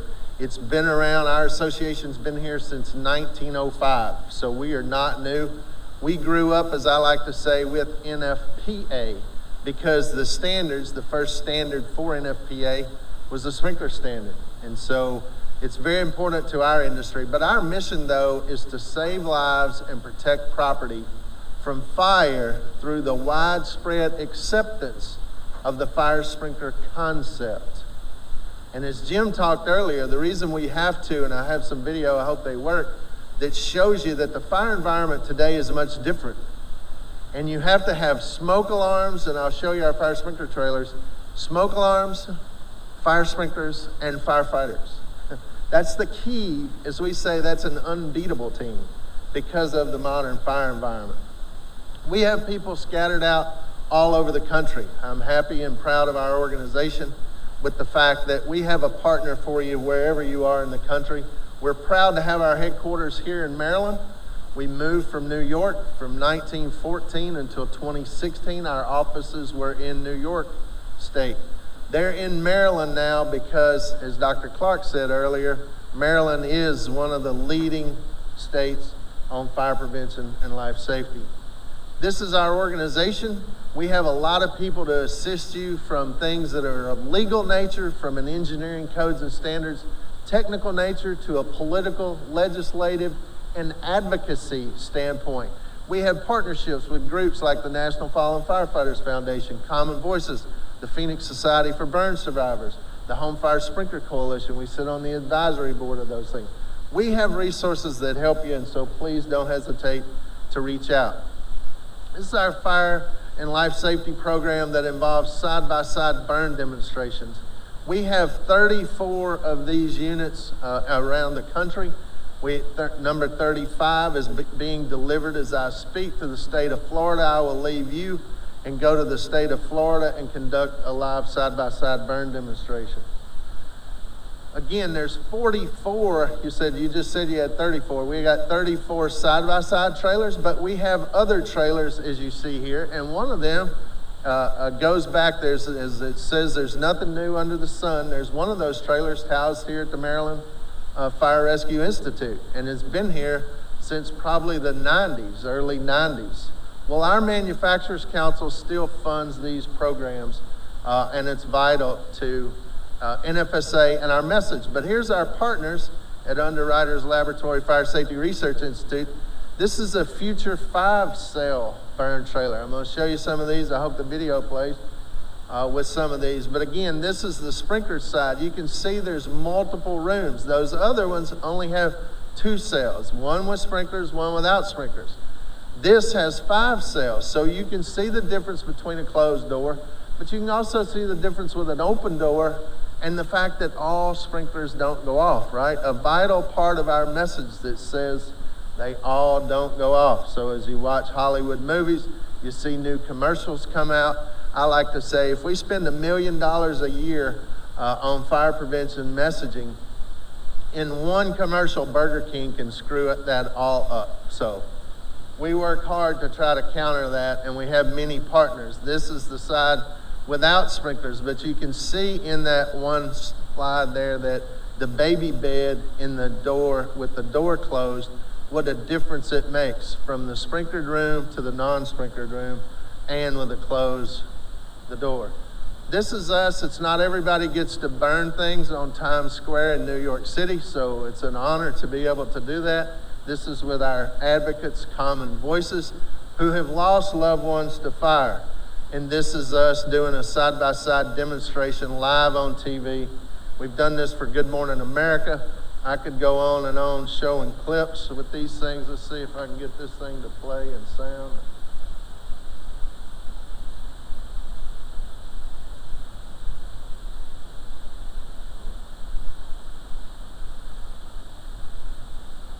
This, we had Vina Drennan.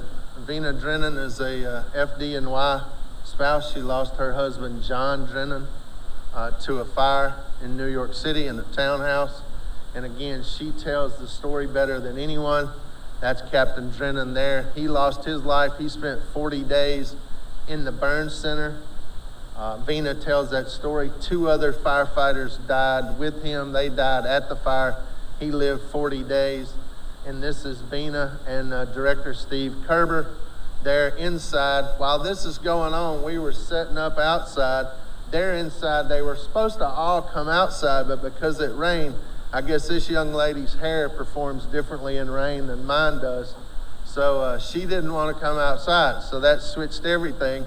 They're trying to get me to go inside. And I said, I can't burn this trailer from inside that building.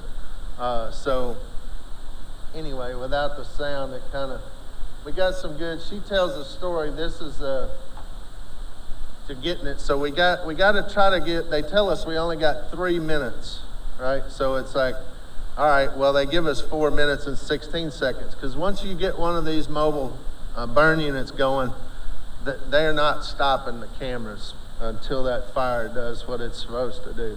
And so you can see my newspaper laying on the floor in both sides of this burn unit. And you can see the middle there, it's got the doors are closed. So we got a baby bed. And again, 2 identical rooms. We've burned this furniture. Underwriters Laboratories helped us test this so we know this is brand new furniture. You can see that couch there, that chair, how it's not directly in the flame, but it's just peeling like you would peel an apple or something. So, and you can see the newspaper on the floor start the off gas. We've got a monitor set up over here so Director Kerber can see the temperatures that's going on in both sides. I'm standing over there trying to get them to light the side with sprinklers. So they do. They finally pitch it out to me to try to talk about it. There, the sprinkler activates and contains the fire. And then, of course, over here you see we've got flashover. Now, we did this thing the very next year as well. You can see our monitor over there with the temperatures at the ceiling, at the floor. And then the firefighters, of course, put it out. They had a 2.5-inch hose line, so they really did a nice job on that 8-foot by 8-foot room. So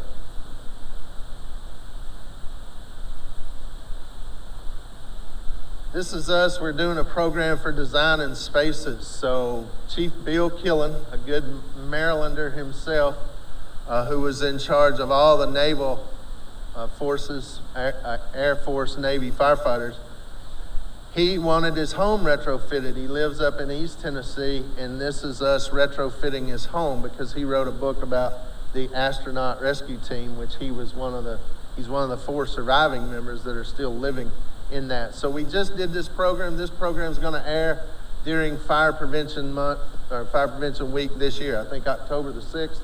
That's going to air on HGTV, and that's us retrofitting his home. One of our members there has done that, and he tells his story, and we tell about retrofit of homes.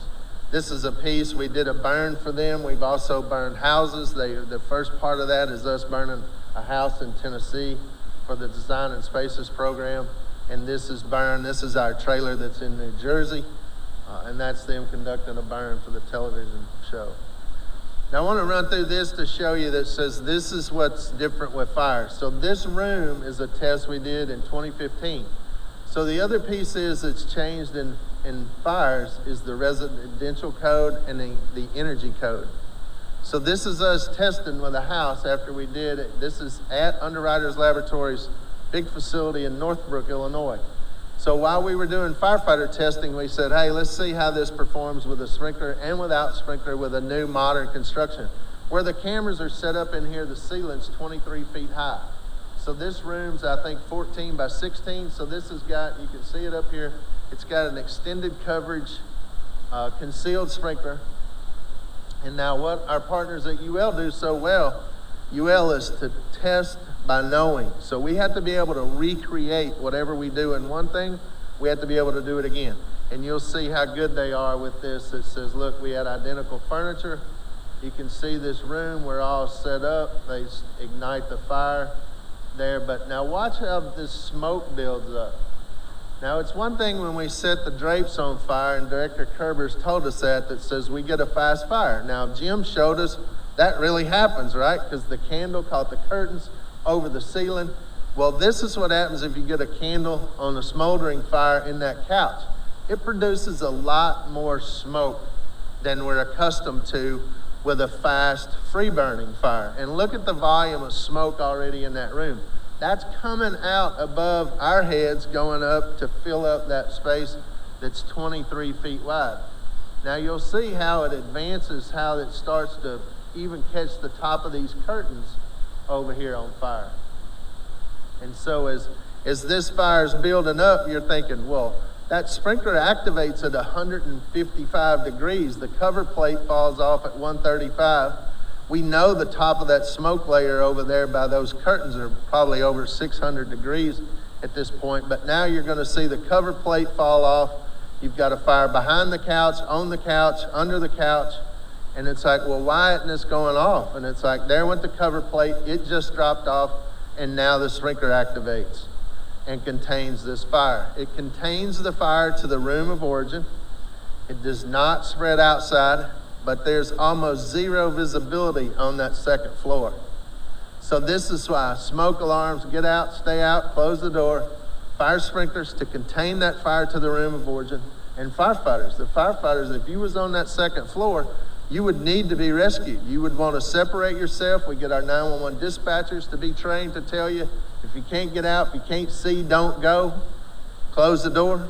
There's all kinds of messaging that we can do that we've done over the course of the years. We've conducted these burns all the way back to my days as State Fire Marshal in South Carolina. And so with this fire, though, you see it contains it there, but it's a nice, nasty mess. But you would have had 13 minutes before our interns that worked on this project, you'd had 13 minutes on the second floor before you would have even became incapacitated. And you think, wow, that was a lot of nasty looking smoke. That's all that burned to produce that volume of smoke. We underestimate fire today. Our citizens, our firefighters, we underestimate the fact of what a little bit of that, because it's all synthetic, and that's what UL tells us, and we know that. Now this is without the fire sprinklers, of course. And in this, you can see up here where our sprinkler, we just plugged it, but we went in, put identical furniture, put in new carpet, everything new. We didn't change out the drywall or anything again, but we just wanted to show the demonstration that says this is with sprinklers, this is without sprinklers.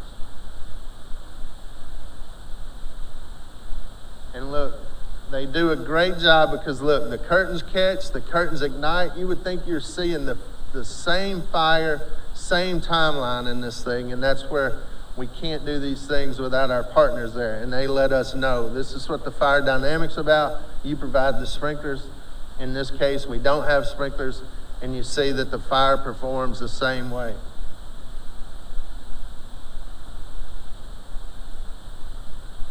This thing goes to flashover in 4 minutes and 10 seconds. This is a 3,200 square foot house.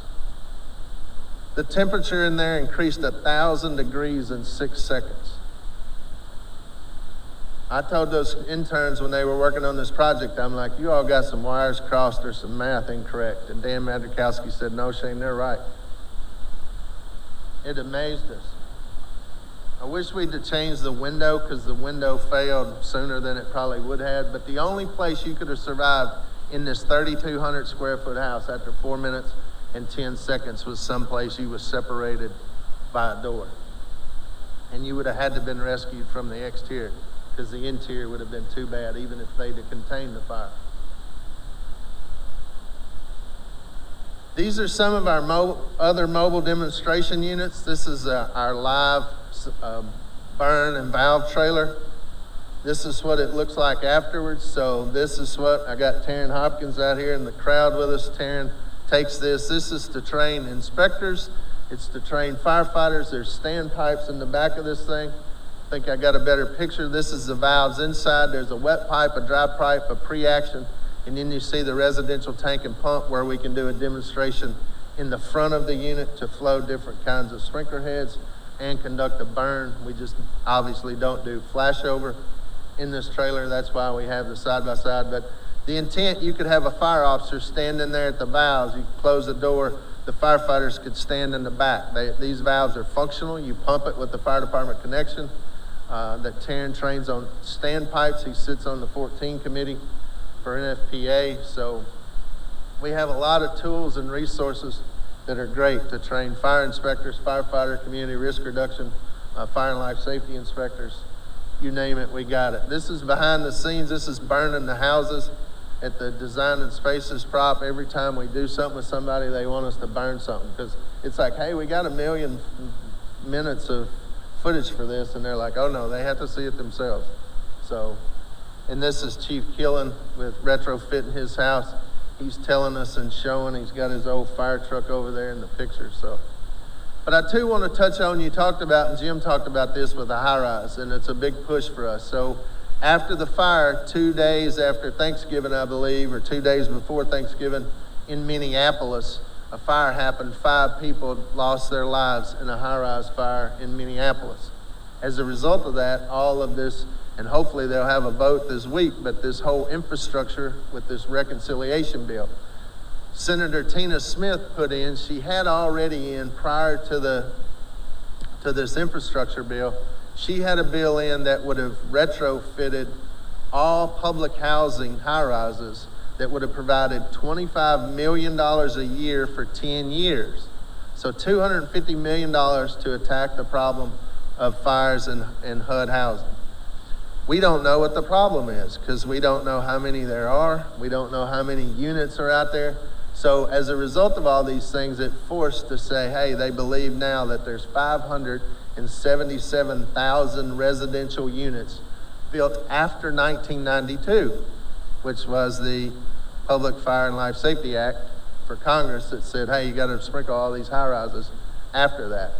And so that they believe that the problem was she put in for $1.7 billion now to be designated for fire protection. And we were compromising back and forth between 300 million to $1 billion. And she said, no, the problem is like $5 billion. We've got 1.7 here. We want to go to tackle this problem. And that $40 billion before didn't say the word fire in it anywhere. It was about lead paint, radon, all those kind of things. And it's like, she made sure that it was inserted in there, that the word fire was in there so they could bring these things up.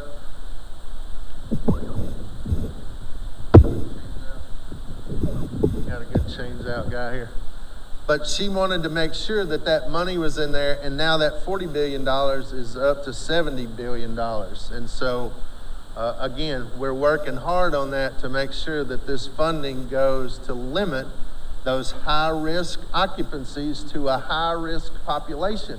Our federal government shouldn't fund things that put those people at harm. So it doesn't stop at the federal level. Every year, fire protection is under attack across this country. We had 14 lobbyists last year that we had to lobby up because there's 26 states now that prohibit the state adopting the code that has residential fire sprinklers in it. Now, what kind of craziness is that? But we've got to all come together to go tackle that problem, because Maryland, California, and the District of Columbia, the only states that have residential sprinkler requirements.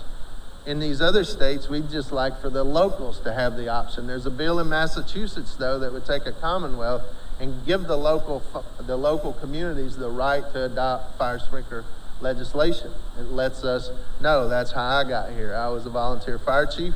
We had fire sprinklers, have had since 1998. We followed what Prince George County did, what Scottsdale, Arizona, and said, hey, you build it, you protect it, because you can't put that burden on us.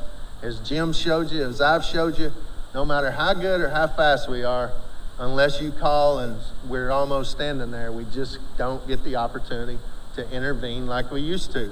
And so NFSA, though, helps out all across the country with legislative efforts. We try to promote the latest adoption of code. That's important. It's not just sprinklers in homes. We want every jurisdiction in this country to have the latest codes and standards adopted. It gets you every type of occupancy, and it gets you the latest and greatest. It corrects things we knew were wrong in the past, and it's just the way to go. There's tax incentives. If you take historic Annapolis, we just did a burn the other week right on City Dock in Annapolis. So not only have I got the burn on Times Square, I got the burn in downtown Annapolis. And it's like, well, that's pretty cool. But thank goodness they're being proactive. They want to protect that historic district. And so if you do that now, thanks to the 2017 Tax Cuts and Jobs Act, if you retrofitted, and that comes from the Station nightclub fire, right? We'd been pushing sprinkler requirements to say, give an incentive. So the Station nightclub fire happened in 2003, right? 100 people died, over 200 people injured. That legislation for all those years got in the 2017 Tax Cuts and Jobs Act. You went from where you depreciated the install of sprinklers in a commercial building from 39 years to 1. And it's like, now's the time, folks, because if they change the tax code again, I don't know if we'll be able to hang on to that. But they treated sprinklers like they treated the plumbing. And we're like, hey, it's much different. But when a fire sprinkler device is good for 50 years, it's hard to go say, hey, you should not depreciate it over that time. But we won that. They want to give it an incentive. Annapolis is doing it, that says, hey, if you retrofit, you can fully depreciate that in 1 year. Plus, too, when they did city infrastructure, they laid the water lines to allow people and encourage them. We're doing that in Greenville, Tennessee, the home of our former President Andrew Johnson. It's like that city says, we want to preserve this downtown. Well, you better protect it. And I'll show you a slide we did with that. This is a PSA. This is on our website. It shows you the incentives for fire sprinklers. It explains this whole program. And it's only about 90 seconds. We have some at different forms. So if you need these, though, to put in your community risk reduction messaging, let us know, because we'll be glad to provide these tools for you. This is comparing the Station nightclub fire to the fire 3 days prior at a Minneapolis nightclub, and where nobody was injured and nobody got hurt. Why? Fire sprinklers. This is our national commercial. I wish we could hear it. This is the first ever national commercial we ever made. When you think about this, this is 30 seconds. We've played this in all across the country. our group in Seattle. So we have people, we have chapters, we have 19 chapters in NFSA that are all across this country. You have one here in Maryland. It's the Capital Region chapter of the NFSA. This commercial, though, has played in most all our chapters, but they also bought time for the Super Bowl in that local market. Naturally, we can't afford to buy a Super Bowl ad, but this commercial here cost us over $300,000 just to make that 30-second commercial. So that gives you some clue about this. Says, look, this is not easy. Now we have this is billboards that we get. Firesprinklersbylife.com. That's a website we have that lets anybody go on there and say, click, are you buying a home? You're going to rent a home? What do you want to do? Do you have sprinklers in your home? If you do, it links you over to the Home Fire Sprinkler Coalition to learn about how living with sprinklers. They have a program called Living with Sprinklers at the Home Fire Sprinkler Coalition. So this is some of the billboards. We did these from St. Louis to Boston to Hawaii. You name it, we tried to put these things out, especially in places where they either prohibited sprinklers or we were trying to get high-rise retrofit. This is our new commercial. So we went from the one that says protect what you value most, that says fire destroys, and this is the one that says sprinklers are good. And so as you can see this model, you can imagine her sitting in here. They've got her soaking wet, and then they turn these gigantic fans on her. And the whole thing here is that everything will dry out, but nothing will unburn. And so that's our next commercial that's coming out. Hopefully we're going to, again, take that out across the country during Fire Prevention Week. So we'll have the one that shows the home, and in that one you hear voices of normal life in a house. Come on, Fido. Hey, what's cooking? You can hear the stove, but then you're seeing everything burned out. And then now this one is wet is better. So we've changed our logos, we've changed our colors. We used to be red and black. We represent water. Water is good. It's like, oh, that water damage. It's like, well, I wish I had enough money so I could show you the alternative to what would have happened if you didn't have sprinklers. And that's where we're headed with this messaging, is that water is good. When there is a fire, water is your friend.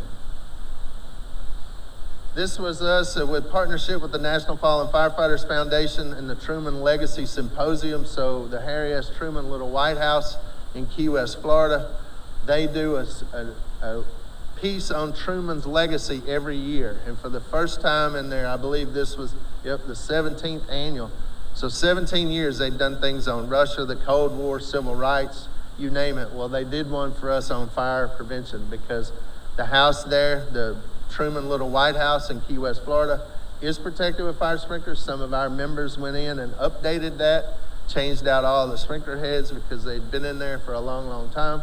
And so went in, tested and maintained the system, working with the Florida State Fire Marshal's Office. We brought it back up to code and the current standard.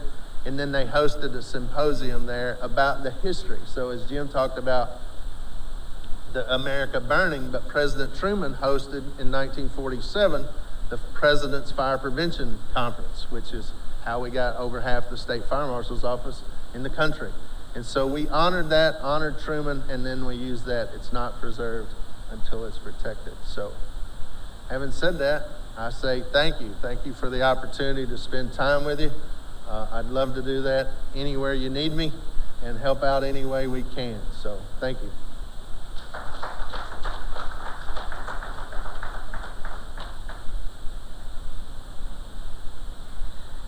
We're going to now transition to our panel discussion, so bear with us as we transition our cameras, and we'll get started shortly.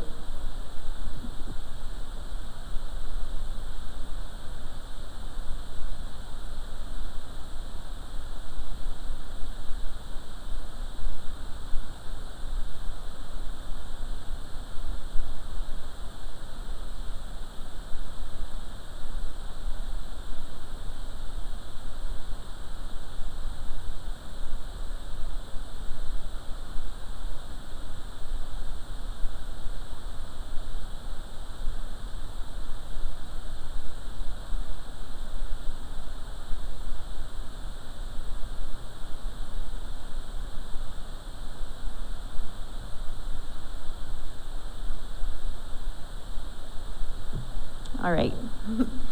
We'll go ahead and get started. Again, my name is Jennifer Williams.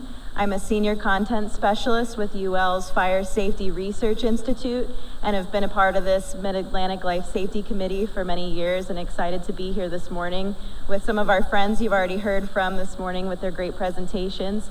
To get us started, I'd like to just go around the table. There might be some of you that are joining us online and have not had a chance to hear from our friends, so if you could give your name and your role with your organization, and we'll start here with Teresa. Hello, my name is Teresa Ann Crissman. I am the current Fire Prevention and Life Safety Chairman for the Maryland State Firemen's Association.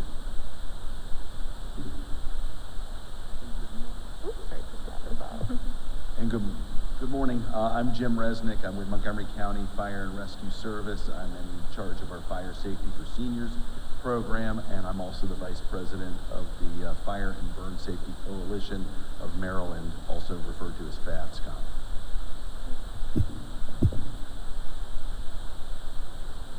Shane Ray with the National Fire Sprinkler Association, and been blessed to have a lot of former fire chief, fire officer, career volunteer, South Carolina Fire Academy superintendent, and South Carolina State Fire Marshal before this role. So spent most of my career with volunteering combination and fully career departments. So I've been blessed to do a lot of things, but fire prevention and life safety was always first and foremost in my career and my heart and my life. So. Awesome. Thank you all so much for being with us this morning. I'd like to go ahead and start by asking Teresa a couple questions about the statewide level support for the Community Risk Reduction Program in Maryland. So Teresa, tell us a little bit more about how the MSFA supports the CRR and Fire and Life Safety Program in Maryland. Through the Maryland State Firemen's Association, we have a group of people. There's about 50 people on the committee that we meet quarterly. And as an aspect of fire prevention and life safety, we share the information with the 365 corporations of the state, plus with the career services side. There's several of them that are associate members, so they get the information too. But our aspect of community risk reduction has always been like, our thought is, we need to educate our citizens, but we have to educate our firefighters and EMS personnel first, because ultimately we feel as a committee, our responsibility is to educate the community so that they do the right things, so that we don't put harm to the fire service as they have to go deal with emergencies. So in 2005, our committee was always known as the Fire Prevention Committee. So along with a couple of other members, we looked at how we could incorporate different other levels of programs, using Risk Watch as our core group. And actually, this is our 20th year of using Risk Watch from the Nfpa. So the state's always continued that aspect because there's 8 areas of injury prevention. And it was just not fire, and so we added life safety, and the executive committee that year allowed us to use those words. So going forward, it's always been the fire prevention and life safety aspect. Then in 2006, when the Home Safety Council came aboard, we started to incorporate a lot of their programs too, because that gave us another platform to give back to our state. And being part of the legislative aspect, we've been able to incorporate a lot of different things from our side to help support the legislative committee so that they can go and educate the legislators too, because we see it as a whole encompassing type program. And then with also, I guess, when Strategic Fire Vision 2020 came on, we were able to incorporate all those. And then now with community risk reduction as the forefront, I feel like Maryland's been doing this for a really, really long time, as Shane said, and everybody has said. Growing up in Prince George's County, we've had the sprinklers, we've had the smoke alarms, we've had the carbon monoxide alarms. And as a state, we've tried to take those programs and given it to the little companies that didn't have the opportunity. Social media has played a big role in what we've done now.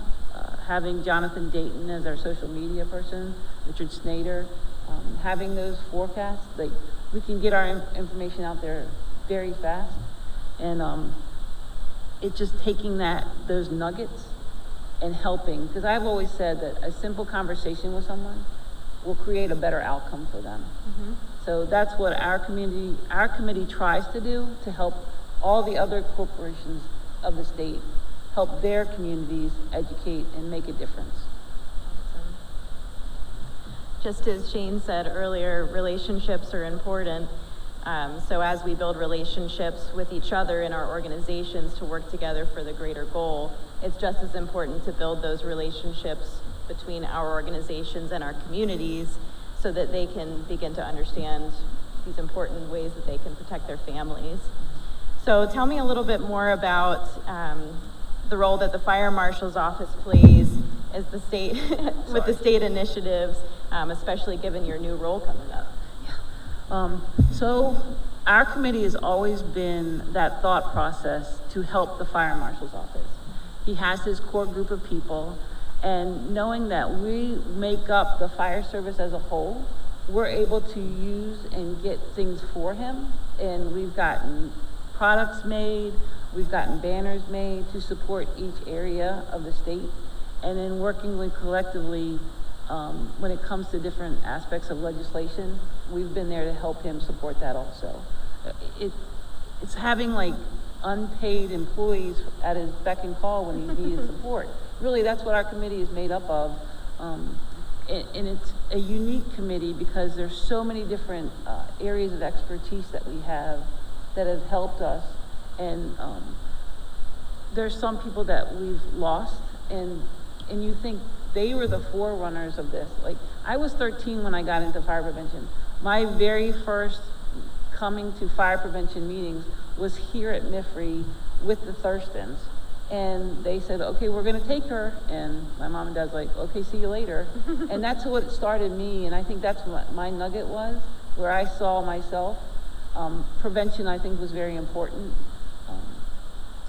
And then growing up and seeing things, like, I take every fire fatality very to heart, because I thought, like, we could have done a better job, or, you know, how do we help? And then when the fire marshal talks about the lives lost in the state, that's hard to take, because our committee tries really, really hard to try to make a difference. And you sometimes beat your head up against the wall thinking, why are they not getting these messages? Why are they not listening to us? And I know that we can't reach everybody, but we're trying very hard to help him and to support, like, through the legislation process, educating. I think Shane has a great aspect that he was able to burn a trailer on City Dock from the state legislative. Our building now is protected. They were able to incorporate a sprinkler system into the 17 state circle. It's one of the oldest buildings in Annapolis. So stuff like that, we're able to bring people now there to say, hey, look, this is what you can do.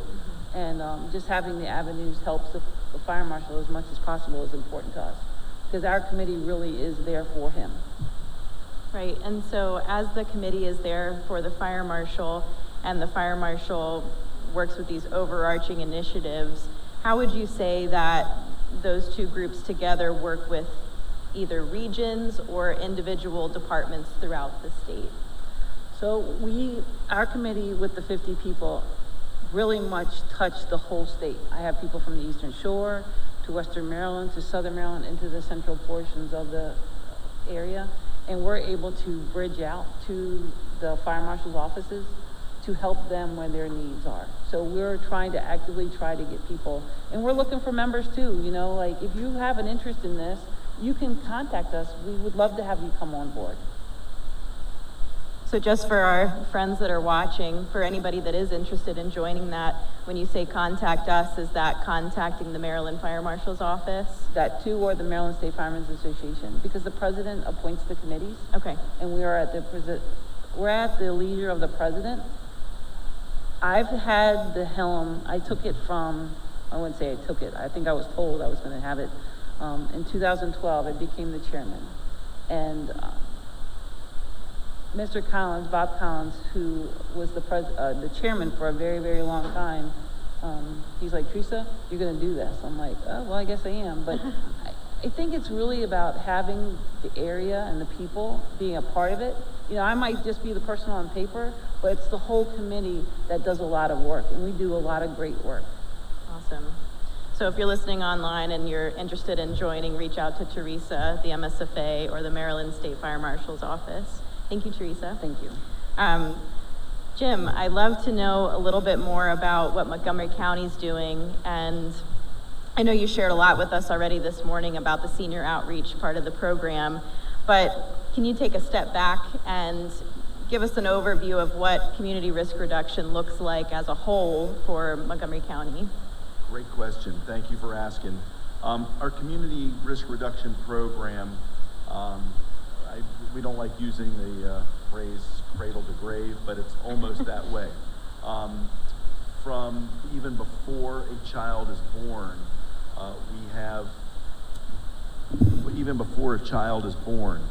we have our car seat technicians who are able to, they work with the various birthing centers, hospitals, and so on in the area to make sure that a prospective parent and also the other caregivers for the child who might have to drive that child around are knowledgeable about car safety seats.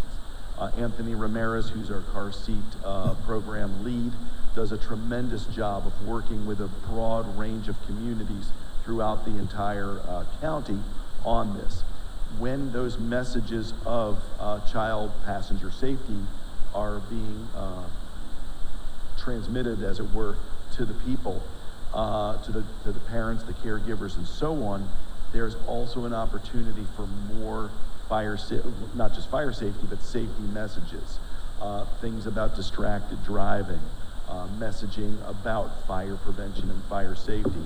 Just yesterday, I was contacted and I did a virtual home safety check for a young family who lives in Gaithersburg who learned of the fire safety programs that we have when they were getting their car seat installation done. So it shows how it hits the various layers like that. We've kind of struggled, as have most other places over the last year and a half or so, with how to bring fire prevention, fire safety, injury prevention messaging into the schools as they were doing the big pivot into the COVID-19 world of doing things remotely, but working with a number of different partners in both Montgomery County public schools as well as a number of the private schools. We were able to incorporate programs in there. So again, hitting different benchmarks along the way. Same thing goes for young families. We're now, as we're hopefully getting out of the pandemic, we're now getting involved in activities out in the community. In October with Fire Prevention Month and Fire Prevention Week activities that are going to be going on. Several of the local volunteer fire departments are going to be having open houses. So this is all part of our community risk reduction annual strategy for getting into people's heads, as it were. We also work very, very closely with our public information officer. Pete Perringer is our primary public information officer, but they also have a number of backups, and we work closely with those folks in terms of getting our messages out into social media, into the traditional media, as it were. And like you mentioned before, I've kind of beaten up what we do with senior outreach, but it's a broad range, just trying to hit every little niche. What keeps me up at night is who we haven't been able to contact and reach out to, and we're working on that through a variety of different partnerships.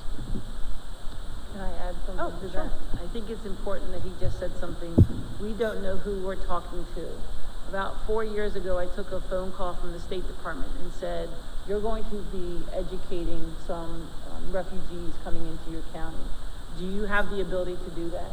And I looked at my resources, and a lot of us are Safe Kids coordinators or coalitions, and they have a wealth of information, also with the Nfpa, and I was able to take their dialect with a translator and get that information out there. We really don't know who we're dealing with at the time, and you have to embrace your community as much as possible and look for those nuggets to allow you to get the education out there. Yeah, absolutely.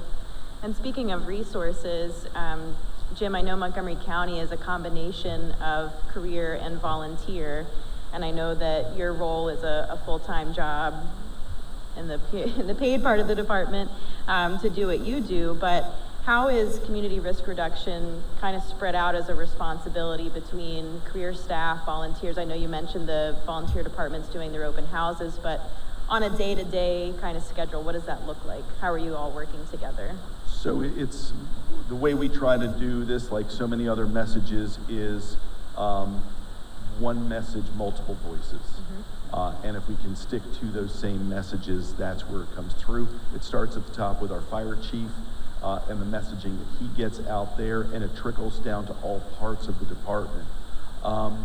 For our career staff, they are expected to participate in various community activities as requested either by the community, or sometimes it funnels through the community risk reduction section, and then we usually go through their chain of command, starting with the battalion chief, to say we've got this kind of an event coming up, what can we do to support what your efforts are going to be? Like you saw in the picture, and actually I'm not even full-time, I'm about 0.8 people, believe it or not. And similarly for the volunteer fire departments and the volunteer fire and EMS people, we're a combination system, and we really do much the same as Prince George's County and so many other places, not just in Maryland, but throughout the entire Mid-Atlantic region. Career volunteer, the lines kind of blur in terms of being able to do the job. So the same way that we're trying to train the career folk, as you saw in the slides that I was showing, having community risk reduction days for the career firefighter classes, we try to incorporate that when we can for volunteers that are taking part in the classes. We also try to get the messaging of what we're trying to do to the local volunteer fire departments, like with their monthly membership meetings and the like. Also very, very innovatively, and trying to take the lead from, I guess, Amazon. Beth Ann, under the leadership of Beth Ann Nesselt, our staff has now been able to develop a one-stop shop, as it were, online, where if I'm a station commander, if I'm a volunteer fire chief or whatever, and I know I've got an event coming up next week where I'm going to have school children, or I'm going to be talking to people who have concerns about backyard swimming pools, whatever the materials are that would promote the safety for those things. It's like an Amazon, you go on the website and you click on, I want 5 packets of these, I want 2 packets of that, and we'll try to get the delivery, maybe not quite Amazon fast, but pretty close. But it centralizes all of that, so it streamlines the ability for us to have consistent messaging. So I hope that addresses your question. Yeah, that's awesome. It's really great to hear how you're using the different resources and really streamlining, like you just said. It's important to know where those resources are, where they can get them, so that people aren't recreating the wheel constantly. That seems to waste resources, right? I can also say that through the Nfpa a couple of years ago, they actually changed the messaging for Fire Prevention Week. They took the dates off. That was a big concern of a lot of us. They listened to us, and now it's a year-long program. So they've changed and funneled the focus to a whole year. Not, yes, we do the 1 week, but then now you have resources for the whole year. And that's where we've tried to get that to that level too. Awesome. Yeah, it's much more than just 1 week or 1 month. It's a year-round program. Thank you, Jim. We'll come back to you in a minute. Shane, outside of just working with NFSA, I know you mentioned you've had various different experiences with the fire service. And with NFSA, you've traveled around the country, probably even around the world, and seeing how different departments are operating. So what have you noticed to be sprinklers or other initiatives to be the most successful initiatives with CRR? Well, as Jim said so well, we've taken on so many things to do so much for the community, because when you look at community risk, it's all encompassing. So where do we get involved with from car seats to gun violence to don't text and drive to back to fire prevention. But I will have to say that I wish I could say it's taken a positive trend, but from what I've seen, pre-COVID, COVID, and now hopefully post-COVID, at some point it's like departments just stopped doing CRR. We didn't go into people's homes. We didn't put their car seats in. We didn't do, because we had a time period where we said, let's just hit pause, right? The whole country, the world hit pause for a time. Now, the good part of that I'm seeing is the places that reevaluated. What can we do? What truly can we make a difference? Let's go look at some data. Let's see what resources we have, and then go truly try to make a plan. As Jim talked about the 1300, it's like, how are we going to do all of these things? But the good thing is they're coming up with creative ways to do it, right? We'll do more videos. People are more accepting for you to do videos, or FaceTime, or Teams, or Zoom, or whatever platform you want to use to do virtual safety checks. I think we can really capitalize on it, and the places that I'm seeing doing it are making it more positive, because the people that wouldn't let us in their home before, they'll get their phone out so that they can turn you on, turn you off with what they want you to see in their home, right? And you say, hey, let me see that sprinkler gauge. And they'll turn it on. It's like, all right, that's working. It's got pressure on it. Life's good. Push the thing on the smoke alarm. We're even going to that with commercial and remote systems with sprinkler checks through remote inspections. What can we monitor out there? FEMA's leading the way with that, with their manufactured housing that goes to disaster sites. Our members put those sprinklers in those mobile disaster units now. You push one button in the thing, it tests the whole system. That's revolutionized thanks to that program over the last decade. That's going to continue, and we'll continue to see those things evolve. But the programs for community risk reduction have to be evaluated. The downside that I see is fire departments can't keep up with the call volume. I just came last week from a roundtable think tank group of a lot of fire chiefs that we're talking about. You know, they can barely keep up. And since COVID, I said I'd been back in my home department in Pleasant View.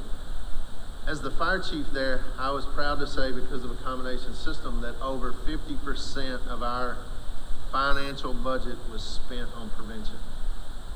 Because we had more people in prevention than we did in suppression. Because again, we had a great combination system.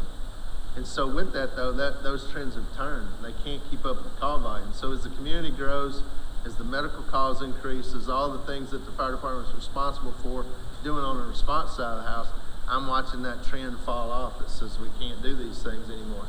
However, they apply for Fire Act grants. So make sure that you utilize the Fire Grants Program, because they go and fund their smoke alarm program. We've been doing this program since 2003.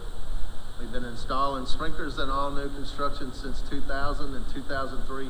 We've checked every house in the community more than once, because after 10 years, you got to go back. And so create a database. They've done a really good job of those things. But it takes dedicated personnel now, because the call volume is where that the response side of the house can't hardly go do that anymore, because they can't get anything done because they're making calls all day. So that's been a trend that, I think it's going to be a challenge for us to figure out, hey, how do we lead through this? How do we change that? How do we change how we get dispatching calls? I think that's a program that's got to do. I know that a lot of places I see that says, hey, you can have emergency medical response, you can have EMR and through dispatch and CAD and stuff, but at some point it's like, how do we truly help our health departments and other people help try to take care of some of those problems that's been burdened to the fire department? And so that's a challenge I see coming across the country. Yeah. One of the things you mentioned in your presentation was how you're getting your commercials out there and even using things like billboards.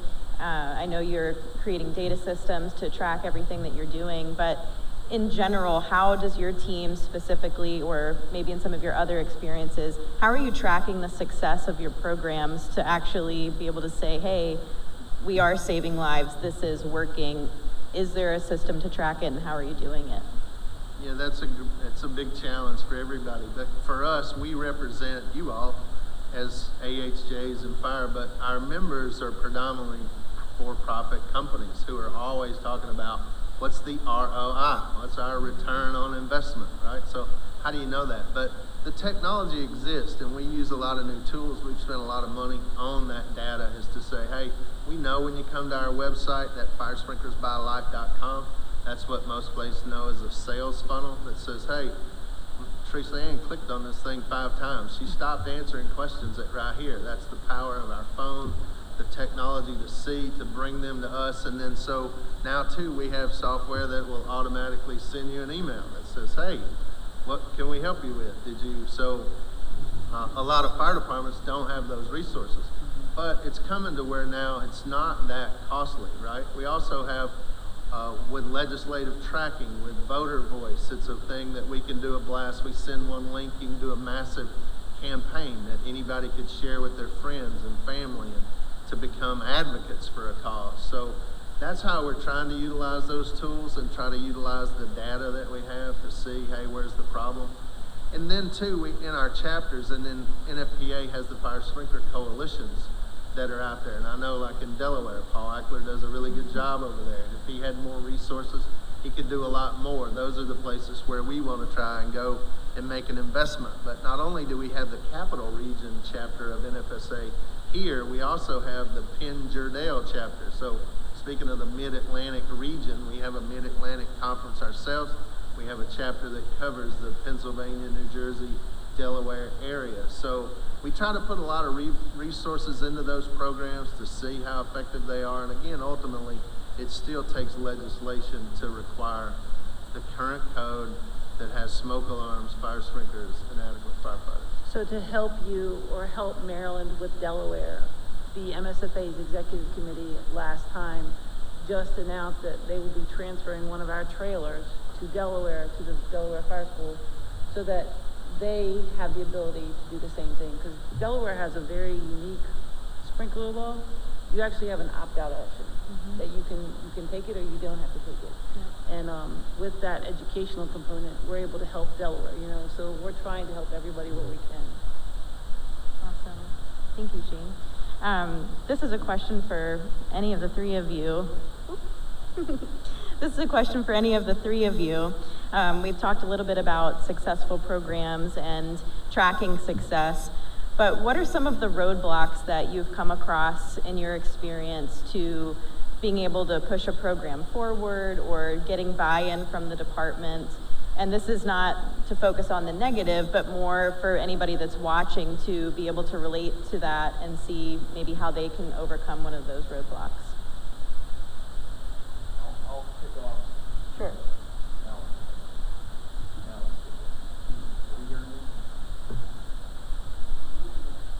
Do it one more time.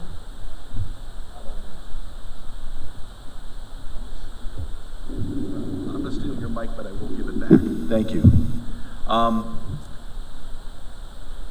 In certain groups within the fire service, there's always going to be roadblocks. There's always going to be the groups, the folks that are like,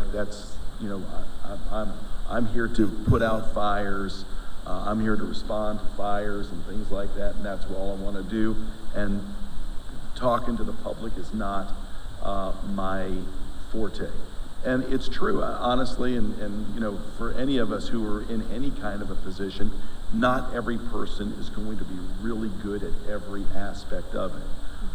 I need the person who can get down on the floor on the bathroom with a 95-year-old woman who's been there for a day and a half and speak to her, calmly, gently, whatever. So while we're working on whatever it takes to extricate them, at the same time, I need that bull who's able to get me through that wall in a moment. We need all those different skill sets. So what I've found over the years of doing this and working in particular with recruit firefighters, but also with firefighter rescuers throughout the entire service, it's kind of like with my kids. I tried to give them a lesson about something when they didn't know that they were getting that lesson. If you can get a little preaching in while you're throwing a baseball or football or whatever around, then they're gonna maybe absorb some of it. So in terms of a strategy for working on the stalwarts who are like, no, that's not what we're here for. I'll suggest that that has been a successful way to deal with it, and I'll throw that out to anyone else. I think it's the same thing. Overall, everybody has a unique way of being able to support. I do know that from this county level, it's funny, I'll walk into a firehouse and they all run away from me, but I'm like really there to help them. You know, I'm that one person, but really they need to be in their community. They need to see their own area, and it gives them a better approach. And I think I've turned the tide a little bit. I'll put it out there, budget is a very big issue. You need the support to be able to purchase the items through displays, handouts, giveaways. As I call it, the snatch and grab. You go to an event, it's a snatch and grab. Are they really taking back what I'm giving them? But if it's that one thing, Bruce Bouch and I, a couple of years ago, through the state, we had a lot of money that appropriations gave it to us. And we did not know that there's supposedly like a cap each year, and we were like spending between $68,000 to $70,000. One year we spent like $85,000, but they never told us no. So we designed, between Bruce and I, he gave me plastic fire helmets. To me, there's no value other than that, you know, to help. But there's never ever been a message on there. But through the MSFA, we were able to work with Alert All. Alert All now, you go into their catalog, you see our seal, Fire Sprinklers Save Lives. And that is a shield that you can actually purchase. And if you go through Alert All, this is a commercial now, you can get a percentage off of your bill, because if you buy that, you can get a percentage off, which that's a great partnership that we were able to create. That's the type of messaging that I use. I try to get, I don't want like, you know, I want something that they can say, oh, reminds me to do this, or oh, reminds me to do that. That's support too, but like he said, the people aspect. Having someone, they all have different skills. And I might not need you to be the speaker, but I might need you to go install that smoke alarm while I'm doing the talking. Right. Or, you know, just put the gear on, let me do talk, you know, it's what it is. And then you find those golden nuggets once in a while, like, hey, wow, you're really good at this. Maybe you should be doing this. So that's the type of, the areas that you look for. Awesome. Shane? Well, Jim said it earlier, he talked about his fire chief, Chief Goldstein. So that's where it starts. When we get audited every year, and those people that get audited, one of the first things our auditors tell our board of directors, you know, about the management performance piece they do is the tone from the top. That's a common language with auditors and things, and so, but it's the same thing for community risk reduction. What is the tone from the top? Maryland's a leader because of leadership. Same thing goes with fire prevention. And two, I would also say that I got to do a lot of these things, burning from Christmas trees to couches to smoke alarm tests, all the things I was blessed to do over the years. I got to do that not because I was Shane Ray, but it was because in my department I had to be, in order to be a career fire officer, I had to be a state certified fire inspector. And so I'll tell you this, I look out there at Tarrant Hopkins, and I'll tell you that Tarrant Hopkins would be a better firefighter today than he was while he was on the line, because he knows more about the codes and standards. And the more you know about codes and standards, the better tactical firefighter and fire officer you will be. I promise you that. I watch them every day. I'll fly to Florida this afternoon, and I'll go out and I'll watch some firefighters and fire officers function tomorrow. And a direct attack, an indirect attack, a combination attack. I'm like, if you knew more about fire dynamics, you'd know how better to apply that water. That's the same thing with all our messaging, with everything. It's like we have got to get away from this separation of, this is what I do, this is what you do, this is what, no. It is community-based fire protection. This whole thing, and I'm sitting in the capital of it here at the University of Maryland, fire protection versus fire service has got to come together. It says we all have a role to play every day in what we do. And I'll keep preaching it and preaching it, so even if I talk funny about it.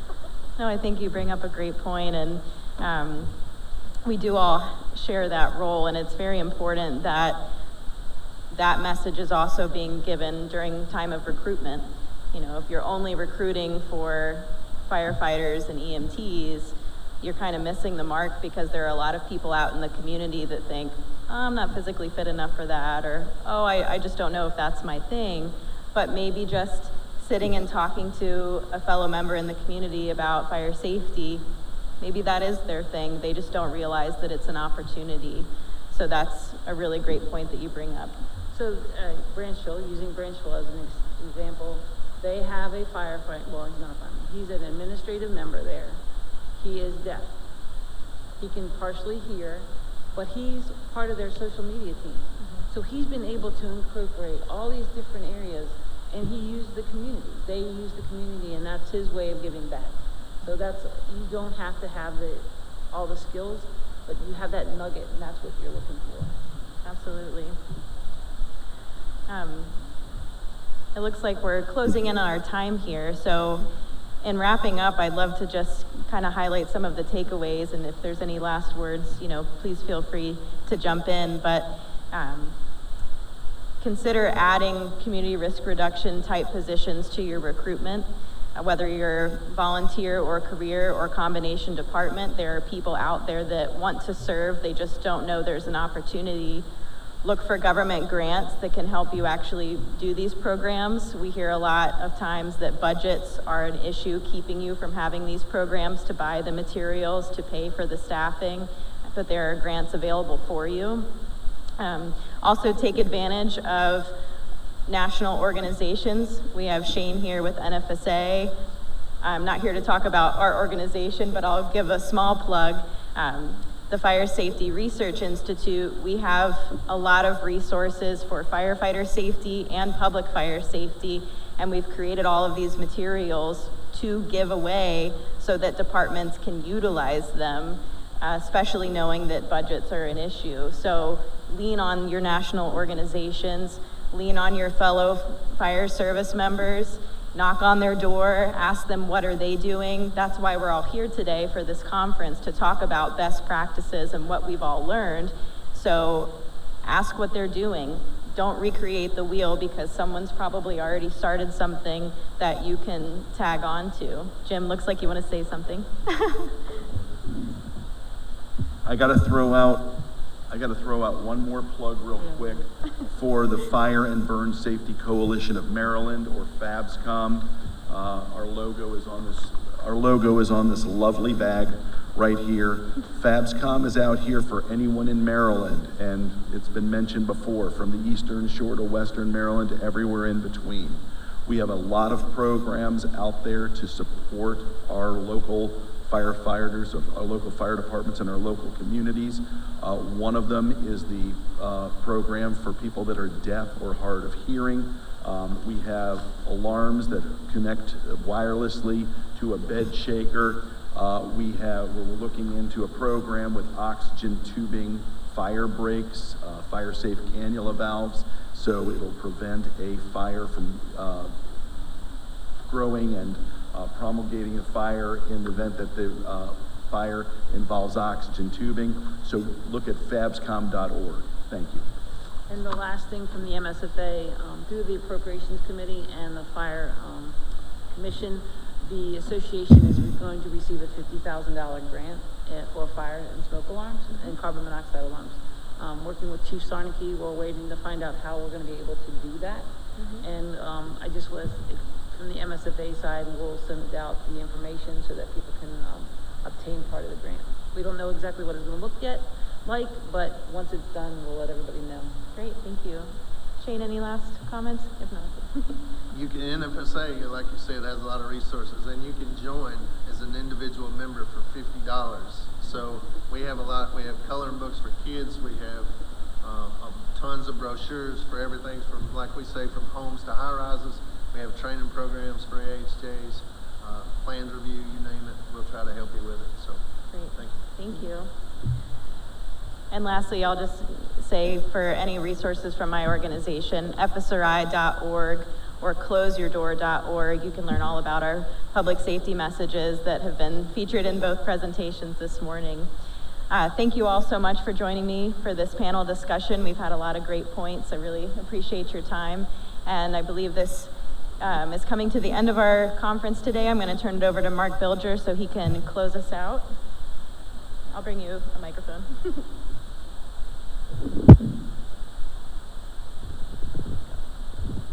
Let's give everybody at the panel a big hand. Thank you.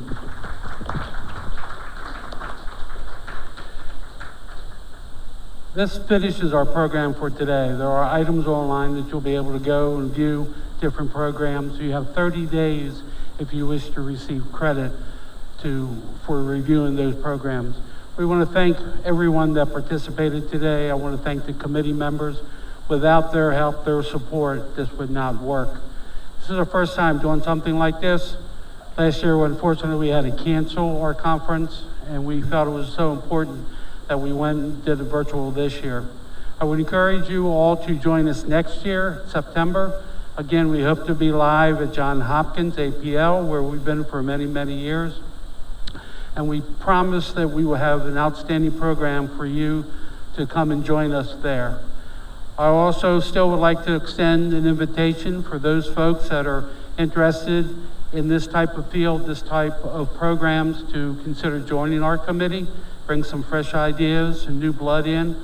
So again, we can continue to build on a long history of tradition and excellence that this committee and this program has. Especially want to thank our partners who support us every year, and reach out and thank Mr. Snyder and Chris May from the MSFA, Joe Walters from the Office of the State Fire Marshal, who again helped us put this program on today virtually.